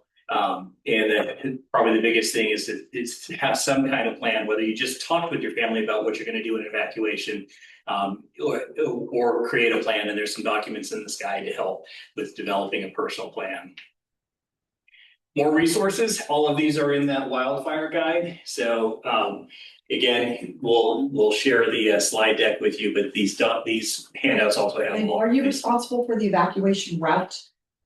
So that's going to be the first responders. So whether law or fire, whoever is in the incident command post saying East Richmond Heights has to evacuate, we can coordinate back in our emergency operations center, but we're in Martinez. And so we're going to rely on law enforcement or fire to tell us how to communicate that evacuation route. And just to prepare you properly, we've worked some fires all across the county. Like when that initial evacuation order comes out, there's no route. And part of the reason for that, right, is, we had a fire up in Pittsburgh. Well, if you were on the east side of the fire, or if you're on the west side of the fire, we can't tell you, take a left, take a right, go this way, go that direction. we will tell you if we have that information, if any roads are closed, so that you don't take Highway 4, roads are closed, don't take it 80, roads are closed. But other than that, it's gonna be incumbent upon you to know how to evacuate out of your neighborhood. You and I got basically two choices, right? I know, right or loud, when people have, they start panicking and they could get crazy, it could be bottlenecks, Right, yeah. This sounds to me, I don't, and we might want to talk about this afterwards, but it might be fun to have a bingo card. And to have different people, like, have you gotten a QR code from here? Have you signed up for PWS? And like, at the event itself with all of the stuff that's super important. That might be a really fun thing to create. I can create. I was just going to say. Big girl, man, you shoot everything. Stuff. Yeah, there's a lot of stuff I don't do. And especially, I like the fun stuff. If they have incentives, give them some kind of freebies. Yeah, well, if there's get freebies from the community, like, I don't know, frisbees or pens. Well, I bet like if you guys have, what is it called? What? The water bottles, like things like that. Like, do you have things that you give away when you go to conferences or things like that? Yeah, we all get. What version? It starts with the pass, like swag. We want swag. We have some pamphlets here tonight. We do a lot of outreach. I would probably be there as an individual at the festival. I don't know if we can fit that. We go all over. This is a big county. Right. And we booth and we table and we talk to the public, but and we do bring some business of swag. Well, I've got about 20 neighbors on a group text. Oh, nice.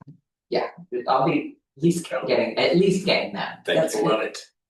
So we've talked a lot, we talk fast, but questions. I've got 2 out of 3. I was in Guatemala on an airplane this morning. I was about 2.5, 3 hours outside of Shela, visiting some Indian, some Maya rooms. Beautiful, we saw that as we were leaving, it started to rain. I mean, rain. There were rocks, 1-2 feet big, some 5-foot rocks in the middle of the road. The erosion coming down, our driver said he'd never seen it rain this hard in 2 or 3 years. Next couple nights, we're sitting there at the table with full immersion. Germans, everyone sitting around the table, like an earthquake.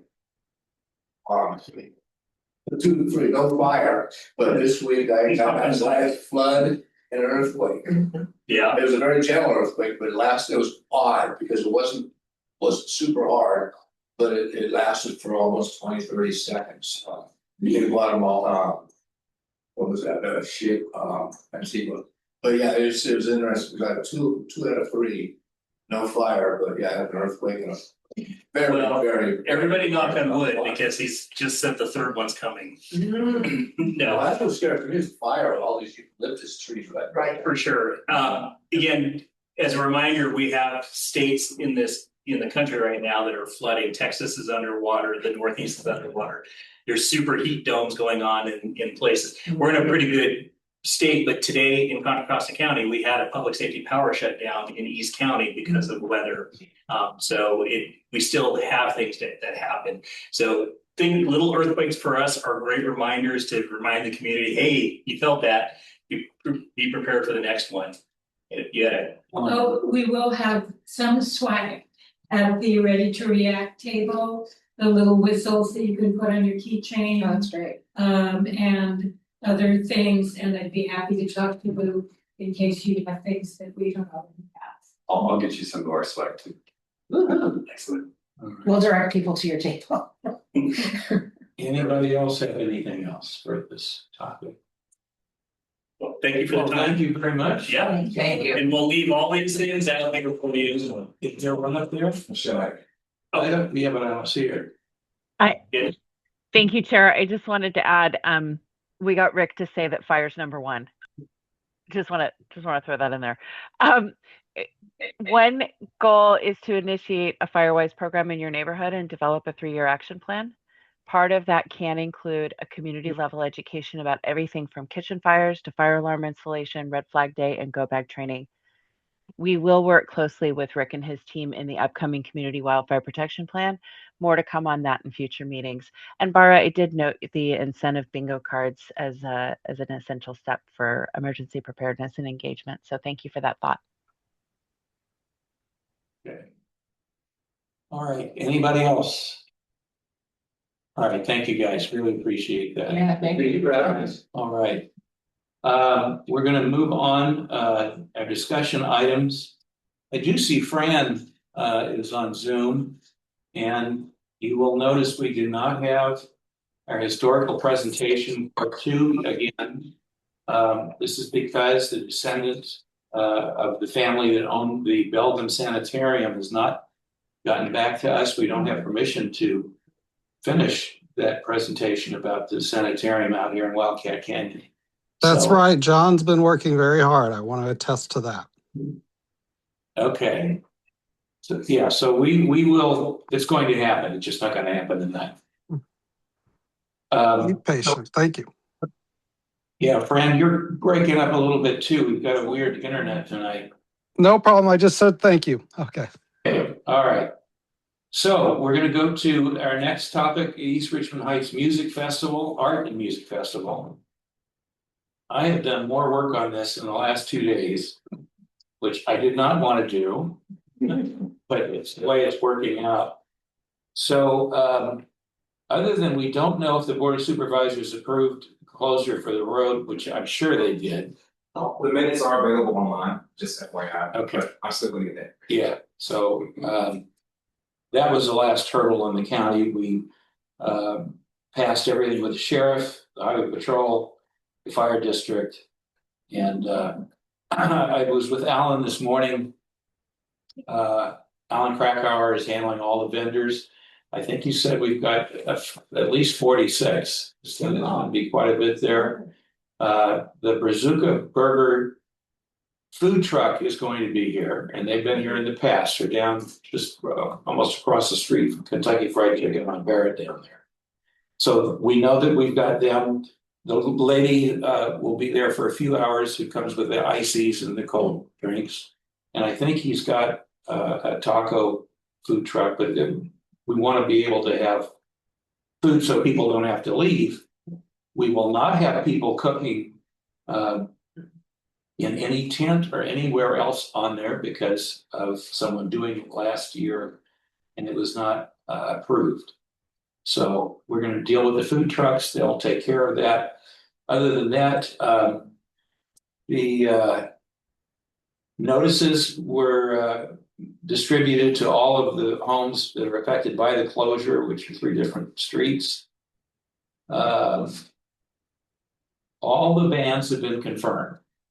Okay, I don't have it ready to post, but there is a copy over there, and I have it here. We have the opening starting at 11 o'clock on Saturday, August 1st, is a welcome and the opening prayer by the Gayuto Temple monks. Okay. I haven't received from John yet, but I asked John to confirm that he will do his welcome at 11:15. So, unless he's someplace else in the county, I'm hoping that he will do that. He's always been there for us. The first band has played before. It's called Fairies, 11:30 to 12:30. 12:30 to 12:50 is going to be interesting. It's Desert Heat. They are American belly dancers who have been around for 26 years. Following that, we've got, I have DJ MC with music in between the acts. I did just hear today back from Scott Gelfand, the professional who does productions and stuff. He just had a hip replacement and he said, I am going to be there. It'll be okay. You might have to leave early, so someone's going to have to take over. So guess who's going to do that? But yeah, we've got the whole program set up pretty well. The Balinese dancers will be there again from 1:30 to 2. And then we've got the music bands, the Vibe Project, John Mendoza's band, Guilty as Sin, who has played there before, at 3. And then 4 o'clock, we have Sugartown. You guys know where Sugartown is? No. Oh, that sounds like. Sugar Town is Crockett, Makes sense. Jim O'Malley, Dave Ernst, our big main band will be there. These guys, these bands, by the way, that play will, I guarantee, will have people dancing. There in front of the stage and out on the street because it's good music. And I still put down Dynamite Dave Chambers.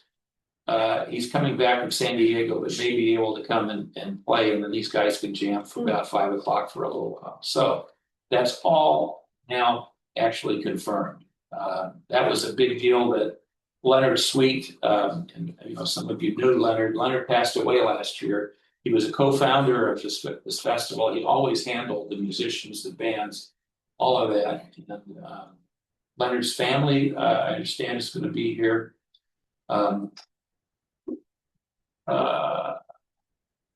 Let's see. I spent today going through Leonard's sound system, and I found out it works. It's a 16 channel mixing console and some big speakers, and so we're good with that. The food trucks. Let's see. Oh, and of course the Gayuto Temple. You know, they are, of course, will be open with, you know, the walking trails and I go inside. They also are very generous. I expect them to have a porta potty out front, but they have restrooms there too. So that takes care of that for us. So that'll be on Saturday, August 1st from 11 till 5. It usually goes till about 7. And so we're set to go. And then the chairs from the Point Richmond Music Festival coming from Pam. Yeah, The street barricades coming from Victoria. And so everything is just falling into place just in the last 2 days here. So we're good to go. And what I'm going to tell the sheriff's department is in the past, we've usually they have a deputy that'll come and park down at the end of Bernhard where the street's closed. Sometimes come in and just walk around just casually, you know, but there's usually someone that comes around for a while, so there's some visibility. We've never ever had any trouble at any of the festivals. It's all just neighbors, lots of kids. There are going to be lots of kids. They're going to be doing chalk on the sidewalk or the street again. And do we need to buy chalk? Alan got chalk. We're all set. And then, like I mentioned to Michelle, that we requested the fire engine to come in again, and as long as they're not busy, they'll bring the engine right up, park out there, and the kids just love it. They have handouts about fire prevention and stuff like that. So when are they scheduled? Well, I asked them to come at 1 o'clock if they can, but you know, they'll make it when they can, and you know, that was a really big hit. I'm glad that they came and put in the request early. So, good old fashioned family festival is what it is. And so that's my report on that. The next item is, oh, if I could, did Fran leave already? Okay, he's already gone. What about the banner? Okay, you got the banner. Yes. Well, I don't have an approval, and it has to also be approved by the county once we do it, and I put street names on. I saw it. Street names people want. And this is the banner that will also go over here. Okay, so I already said what I want. I'd like to see some street names. Which ones? Well, Arlington Boulevard, North Arlington. Did it go down to Hillcrest? Does it go to Hillcrest? Did your map go to Hillcrest? Because Hillcrest is not kind of the dividing line of Hassford Heights. It might be, but it's hard, it's less than possible, so I'll have to check it. But you know. Take care, you guys. Thank you. We can do this online. I just wanted to be able to see it, but I was looking at it on a little iPad and I couldn't read it anyway. I sent you some more. I know. So, Jue, you also wanted to see street names, so if you can, that'd be good. I think just a major street, I kind of also want to see the boundaries, just the the boundaries of the Yeah. Well, the neighborhood. boundaries are there now. Have you seen what I sent out today? Another street. Today I'm not in the. Another street's gonna be Bernhardt. Okay. Okay, that's a main street right along the canyon. Is the Barrett still in the neighborhood or not? No, that's El Cerrito. Yeah, it's already out. Is what? Okay. Barrett is elsewhere. Yeah, that wouldn't go on that. So it is, we took it from the county map and we took it from like Yeah. Google Maps. McBride. That could be street. Quick. Bernard, Yeah, we got that, Bernard. okay, Yeah, Monterey, is it like Irish Street, Monterey? I was gonna say Ralston, which is just before that. Okay, Ralston yeah. cuts. That's fine. Ralston? Isn't Raleigh the one where it cuts it between the county and the state? Yes. Oh, I see what you're talking Yeah. about. Yeah, you lost it. Yes, the major. If it'll fit Solano. And I think that's good. What happened to the cat? Oh, he's up there. what else? What do you mean, got? Carroll and North? Streets up. What about the street height? It came with every street. On the other side. Just the main streets. Where I live. Yeah, North So we've got North Arlington over That- there, that- and Alpine, and maybe Amador, no, Amador is in San Pablo. That's a good improvement. Yeah, okay. What you're seeing now? Yeah, I think I like the first one. The last one looks just too many lines. What do you think? Well, I can take out some lines, but, and what do you think about the words? Well, the that- line, the streets themselves They're all there. should be there. It's just. All the streets are there. Some of the words, names on it. Yeah, she's got some names on here. I've got 80, I've got San Pablo. Oh, yeah.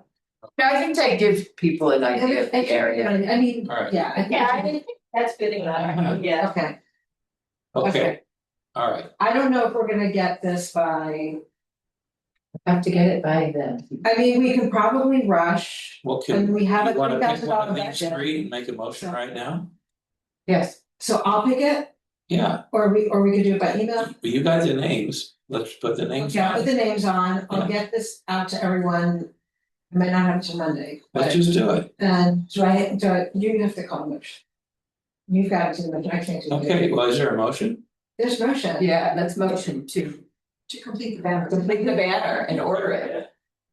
All I right, second that. you second motion. that, okay. Any discussion? More discussion. All right, all those in favor say We aye. need it fast, so we need a rush charge if we. Any opposed? Nope. Any opposed? Okay, You know what? Yeah. Wait, you know, you, No, No, I said that was that's just a print it. okay, all right, good. Yeah. bingo. Yes, Bingo sounds. Bingo. great. Sounds great. So I will need a little help with this, it's probably also gonna have to get approved, but to get like what are the different things that we might have there, different partners we've had, there'll be something from the fire, like each of the different people that have visited us might have something there or not, but for people to get a bingo Right. thing, and we can actually make a poster with their names or something, we'll probably. I don't know, there might be too many I think people. AC Transit should be on there. Right, AC Transit, so East Bay Mud. I think CERT came up recently. You Yeah. know, and. the radio guy. Right, so I'll just need to talk, maybe John, you and I could talk, and we can just go over it, and I can I have a bingo that I made for, I did a Corona bingo card, so I'll just change it into a Mac. all right. And I also, in terms of possible people coming next time. Mhm. I think we should have a health department, because there's been an outbreak of COVID in Alameda County. And I think we need to know. All right, And they should be on our- let's finish Jenna first. That's the last thing. Okay. Good, so we're gonna move on to discussion 2. Discussion and possible action on changing the East Richmond Heights Municipal Advisory Council meeting schedule from monthly to every other month or quarterly. And I want to thank Jin Wei for asking us to put this on there. I'm gonna start by saying, I've said this before, I don't like meeting every single month. And I wasn't in favor of that, I was outvoted. We can call meetings if we have a big crisis. Right. We've had 2 since I've been on this committee. And that was fire issue that filled this room. Right. And the second one was the mountain bike trail, Wildcat Canyon, which packed this room. If we have something that comes up, we can call a meeting. But I have quietly mentioned to you guys, the past two meetings, not this one, but the two before, we do not have two alternatives. A quorum, and John wasn't clear about what a quorum is, and I am. A quorum is our MAC has 7 council members. 2 are alternates, and you are now a regular member. Oh, yeah? Yes. Okay. You're on your way. You will I think I'm on my way. There's 2 alternates that we need to get 2 people in. And the quorum is not based on seats that are filled. The quorum is the majority of 7 people, which is 4. And we knew that you were going to be at an important meeting in New York. And I was very leery if one person can't make it. And yet you took your time in the middle of the night to be on. And that was good. We knew that you were going to be gone. I was out of the country. And, you know, if we are short one person from the quorum, the meeting's over. Right. And you called in anyway. So we got by on Zoom.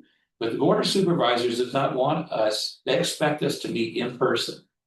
We were allowed to use Zoom if we're sick or if we are having a family emergency. It's all, you guys know it's spelled out. So, you know, I have been nervous and I've been quiet about it, but when you mentioned, let's put this on here, I would like to hear what you have to say about it. I would like us to not meet so often.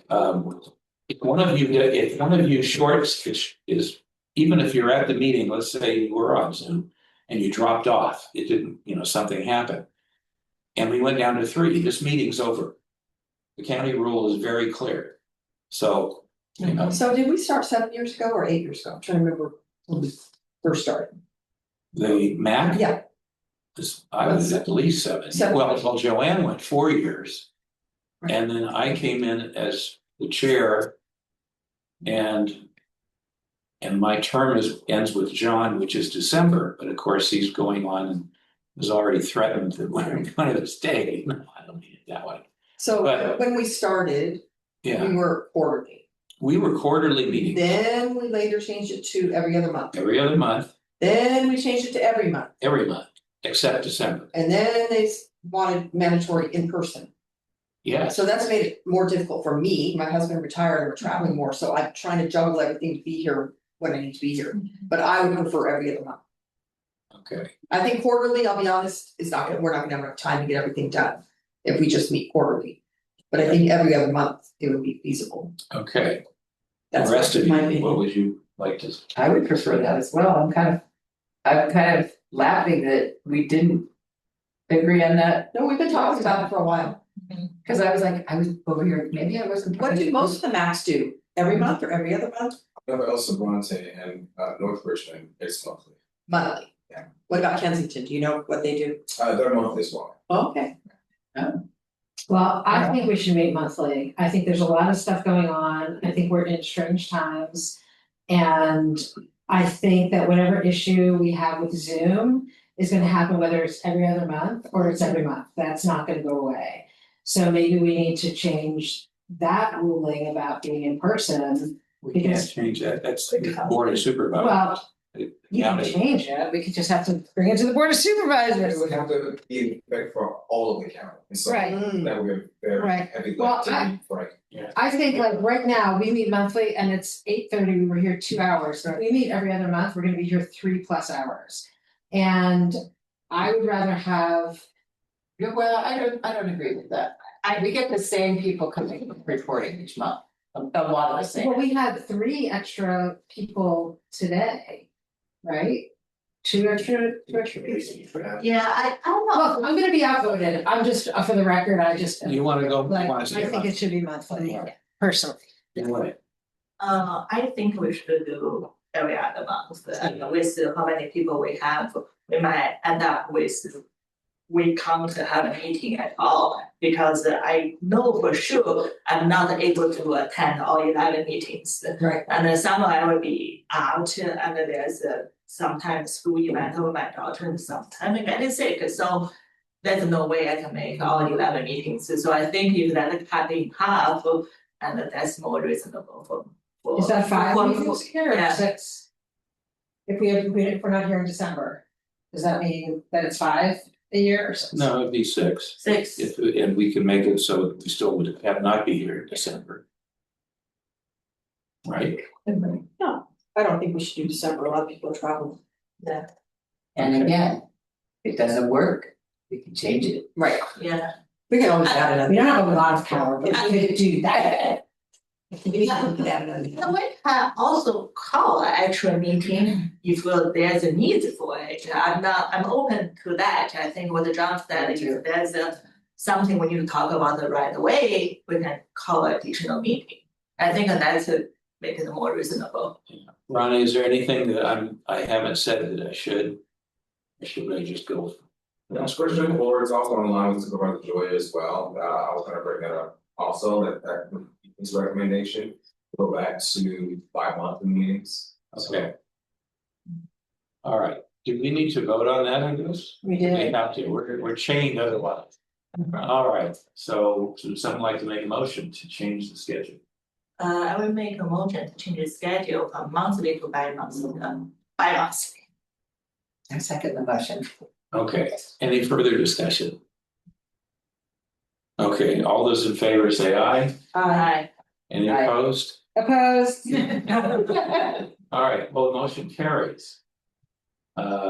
So we are in July. When do we want to, or do you have to talk to John first? Yeah. Okay, all right. All right, so then you can let him know, Let us know. that's gone through. Okay, And maybe we should think about alternatives, well, we need alternatives. Did we still have an application from one person? No, we don't have any current. We don't. Well, we Yeah, might- so we need two. At the art and music More festival, I people. think we should try to recruit 2 more. There's someone on Golden Gate that might be interested in becoming. Try to recruit A name right there. I know, he lives on Golden Gate. We need someone from Hasbro Heights. Talking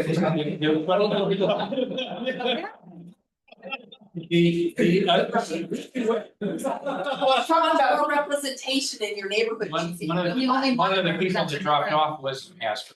Yeah, one guy had to leave, so she's the only one right now. We'd really like a second person representing that area. It's only every other month. I did a wonderful opportunity. Thank you. I can't have a wonderful response. Okay. All right. That's okay, we'll see odds. Well, John, the summer community meeting, how many people needed to be in that meeting to make it 2 people?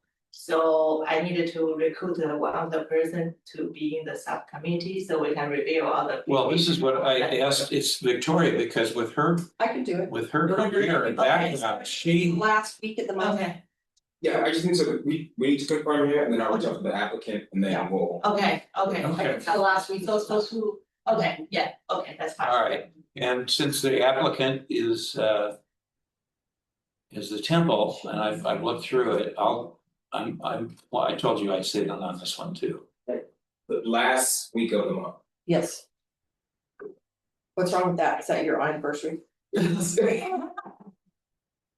Well, Dante's here. Oh, like what we do, What about the next? the Monday, why don't you schedule for the Monday? November the 27th. First day of the week, That's fine. first. Oh, okay. What's the next? I'm out of town. You are not, okay, okay. Ronnie's just Mr. Celebration. I have to, or my life expectancy now short. So, then we have to go on to the next week. The first week of August. I'm available. Yeah. Okay. Okay, that's, oh, let's wait. Wait.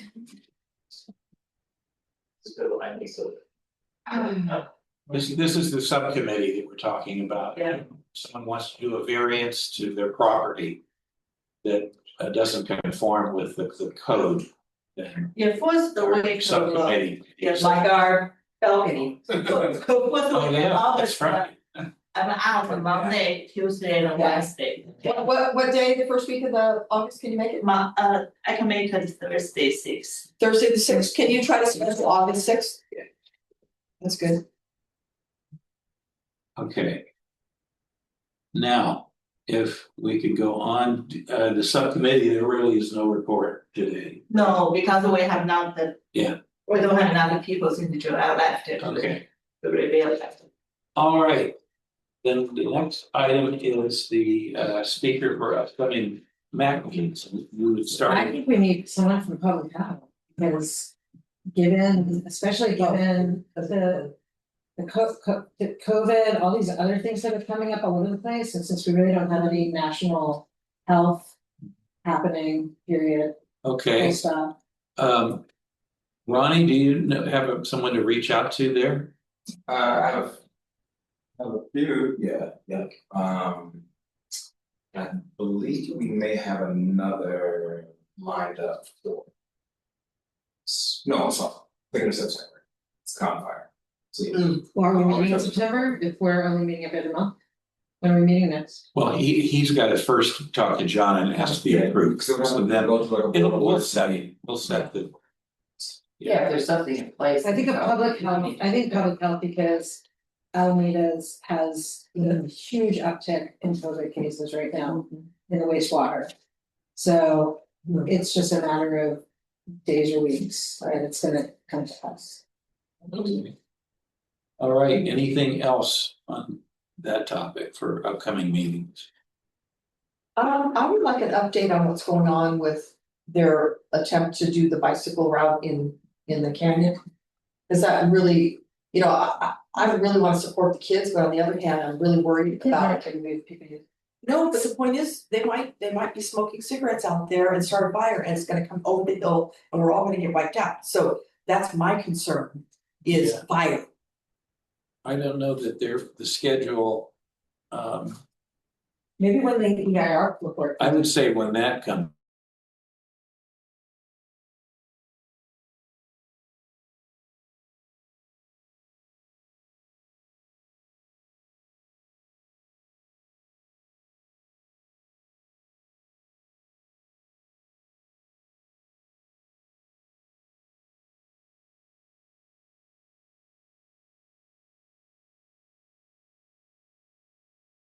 We are going to public comment on any item that was not on the agenda tonight. Does anyone have something? Joanna.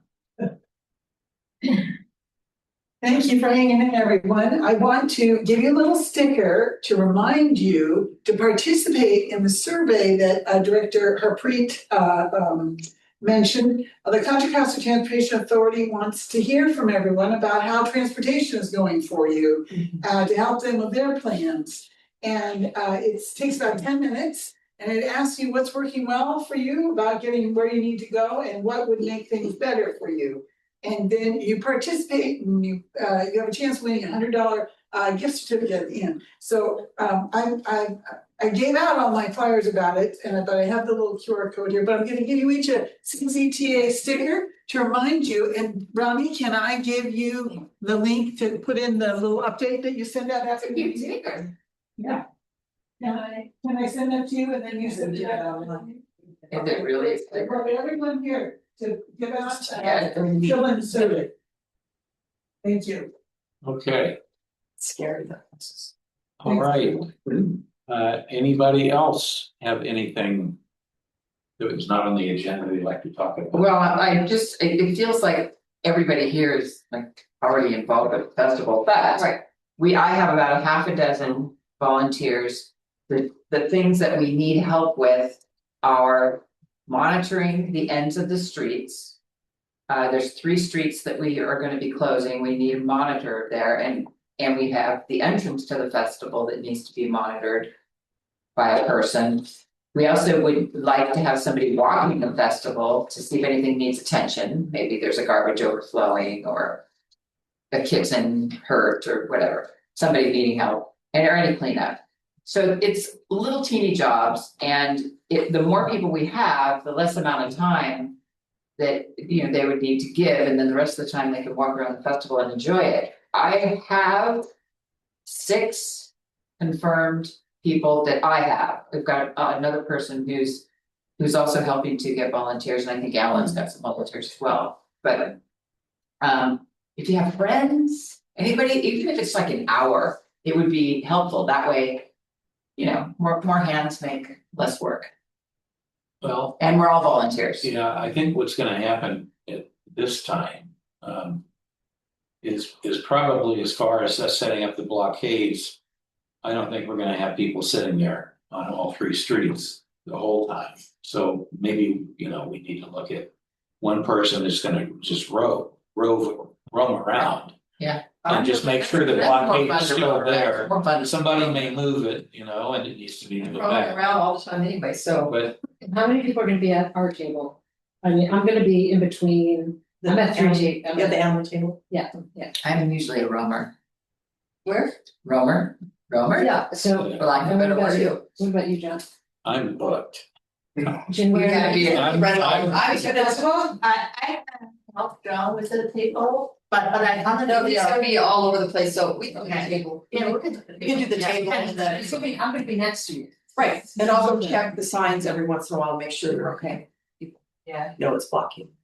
We also have 10 to 12 interns currently Right. for us in the summer, so I'm working that round up with you to see if they can. Okay, that'd be great, yeah. Dante, What's the process to sign up? Do they just contact you or something? Me? Yeah, okay, Pam at jimdewitt.com. Okay. Yeah. Yeah. I actually put a post up on Nextdoor and I got a few people that responded. They, oh, I just moved here. I'd love to help and meet more people, Nice. right? That's what I like about this, is building community. Yeah. I'll go out and freshen that announcement as well. okay. All right, is there anything else? Then. We are done. I motion to end. Okay, I second that. Second. All right, All right. My favorite. all those in favor, see you next time. Thank you. Yeah. Here we go.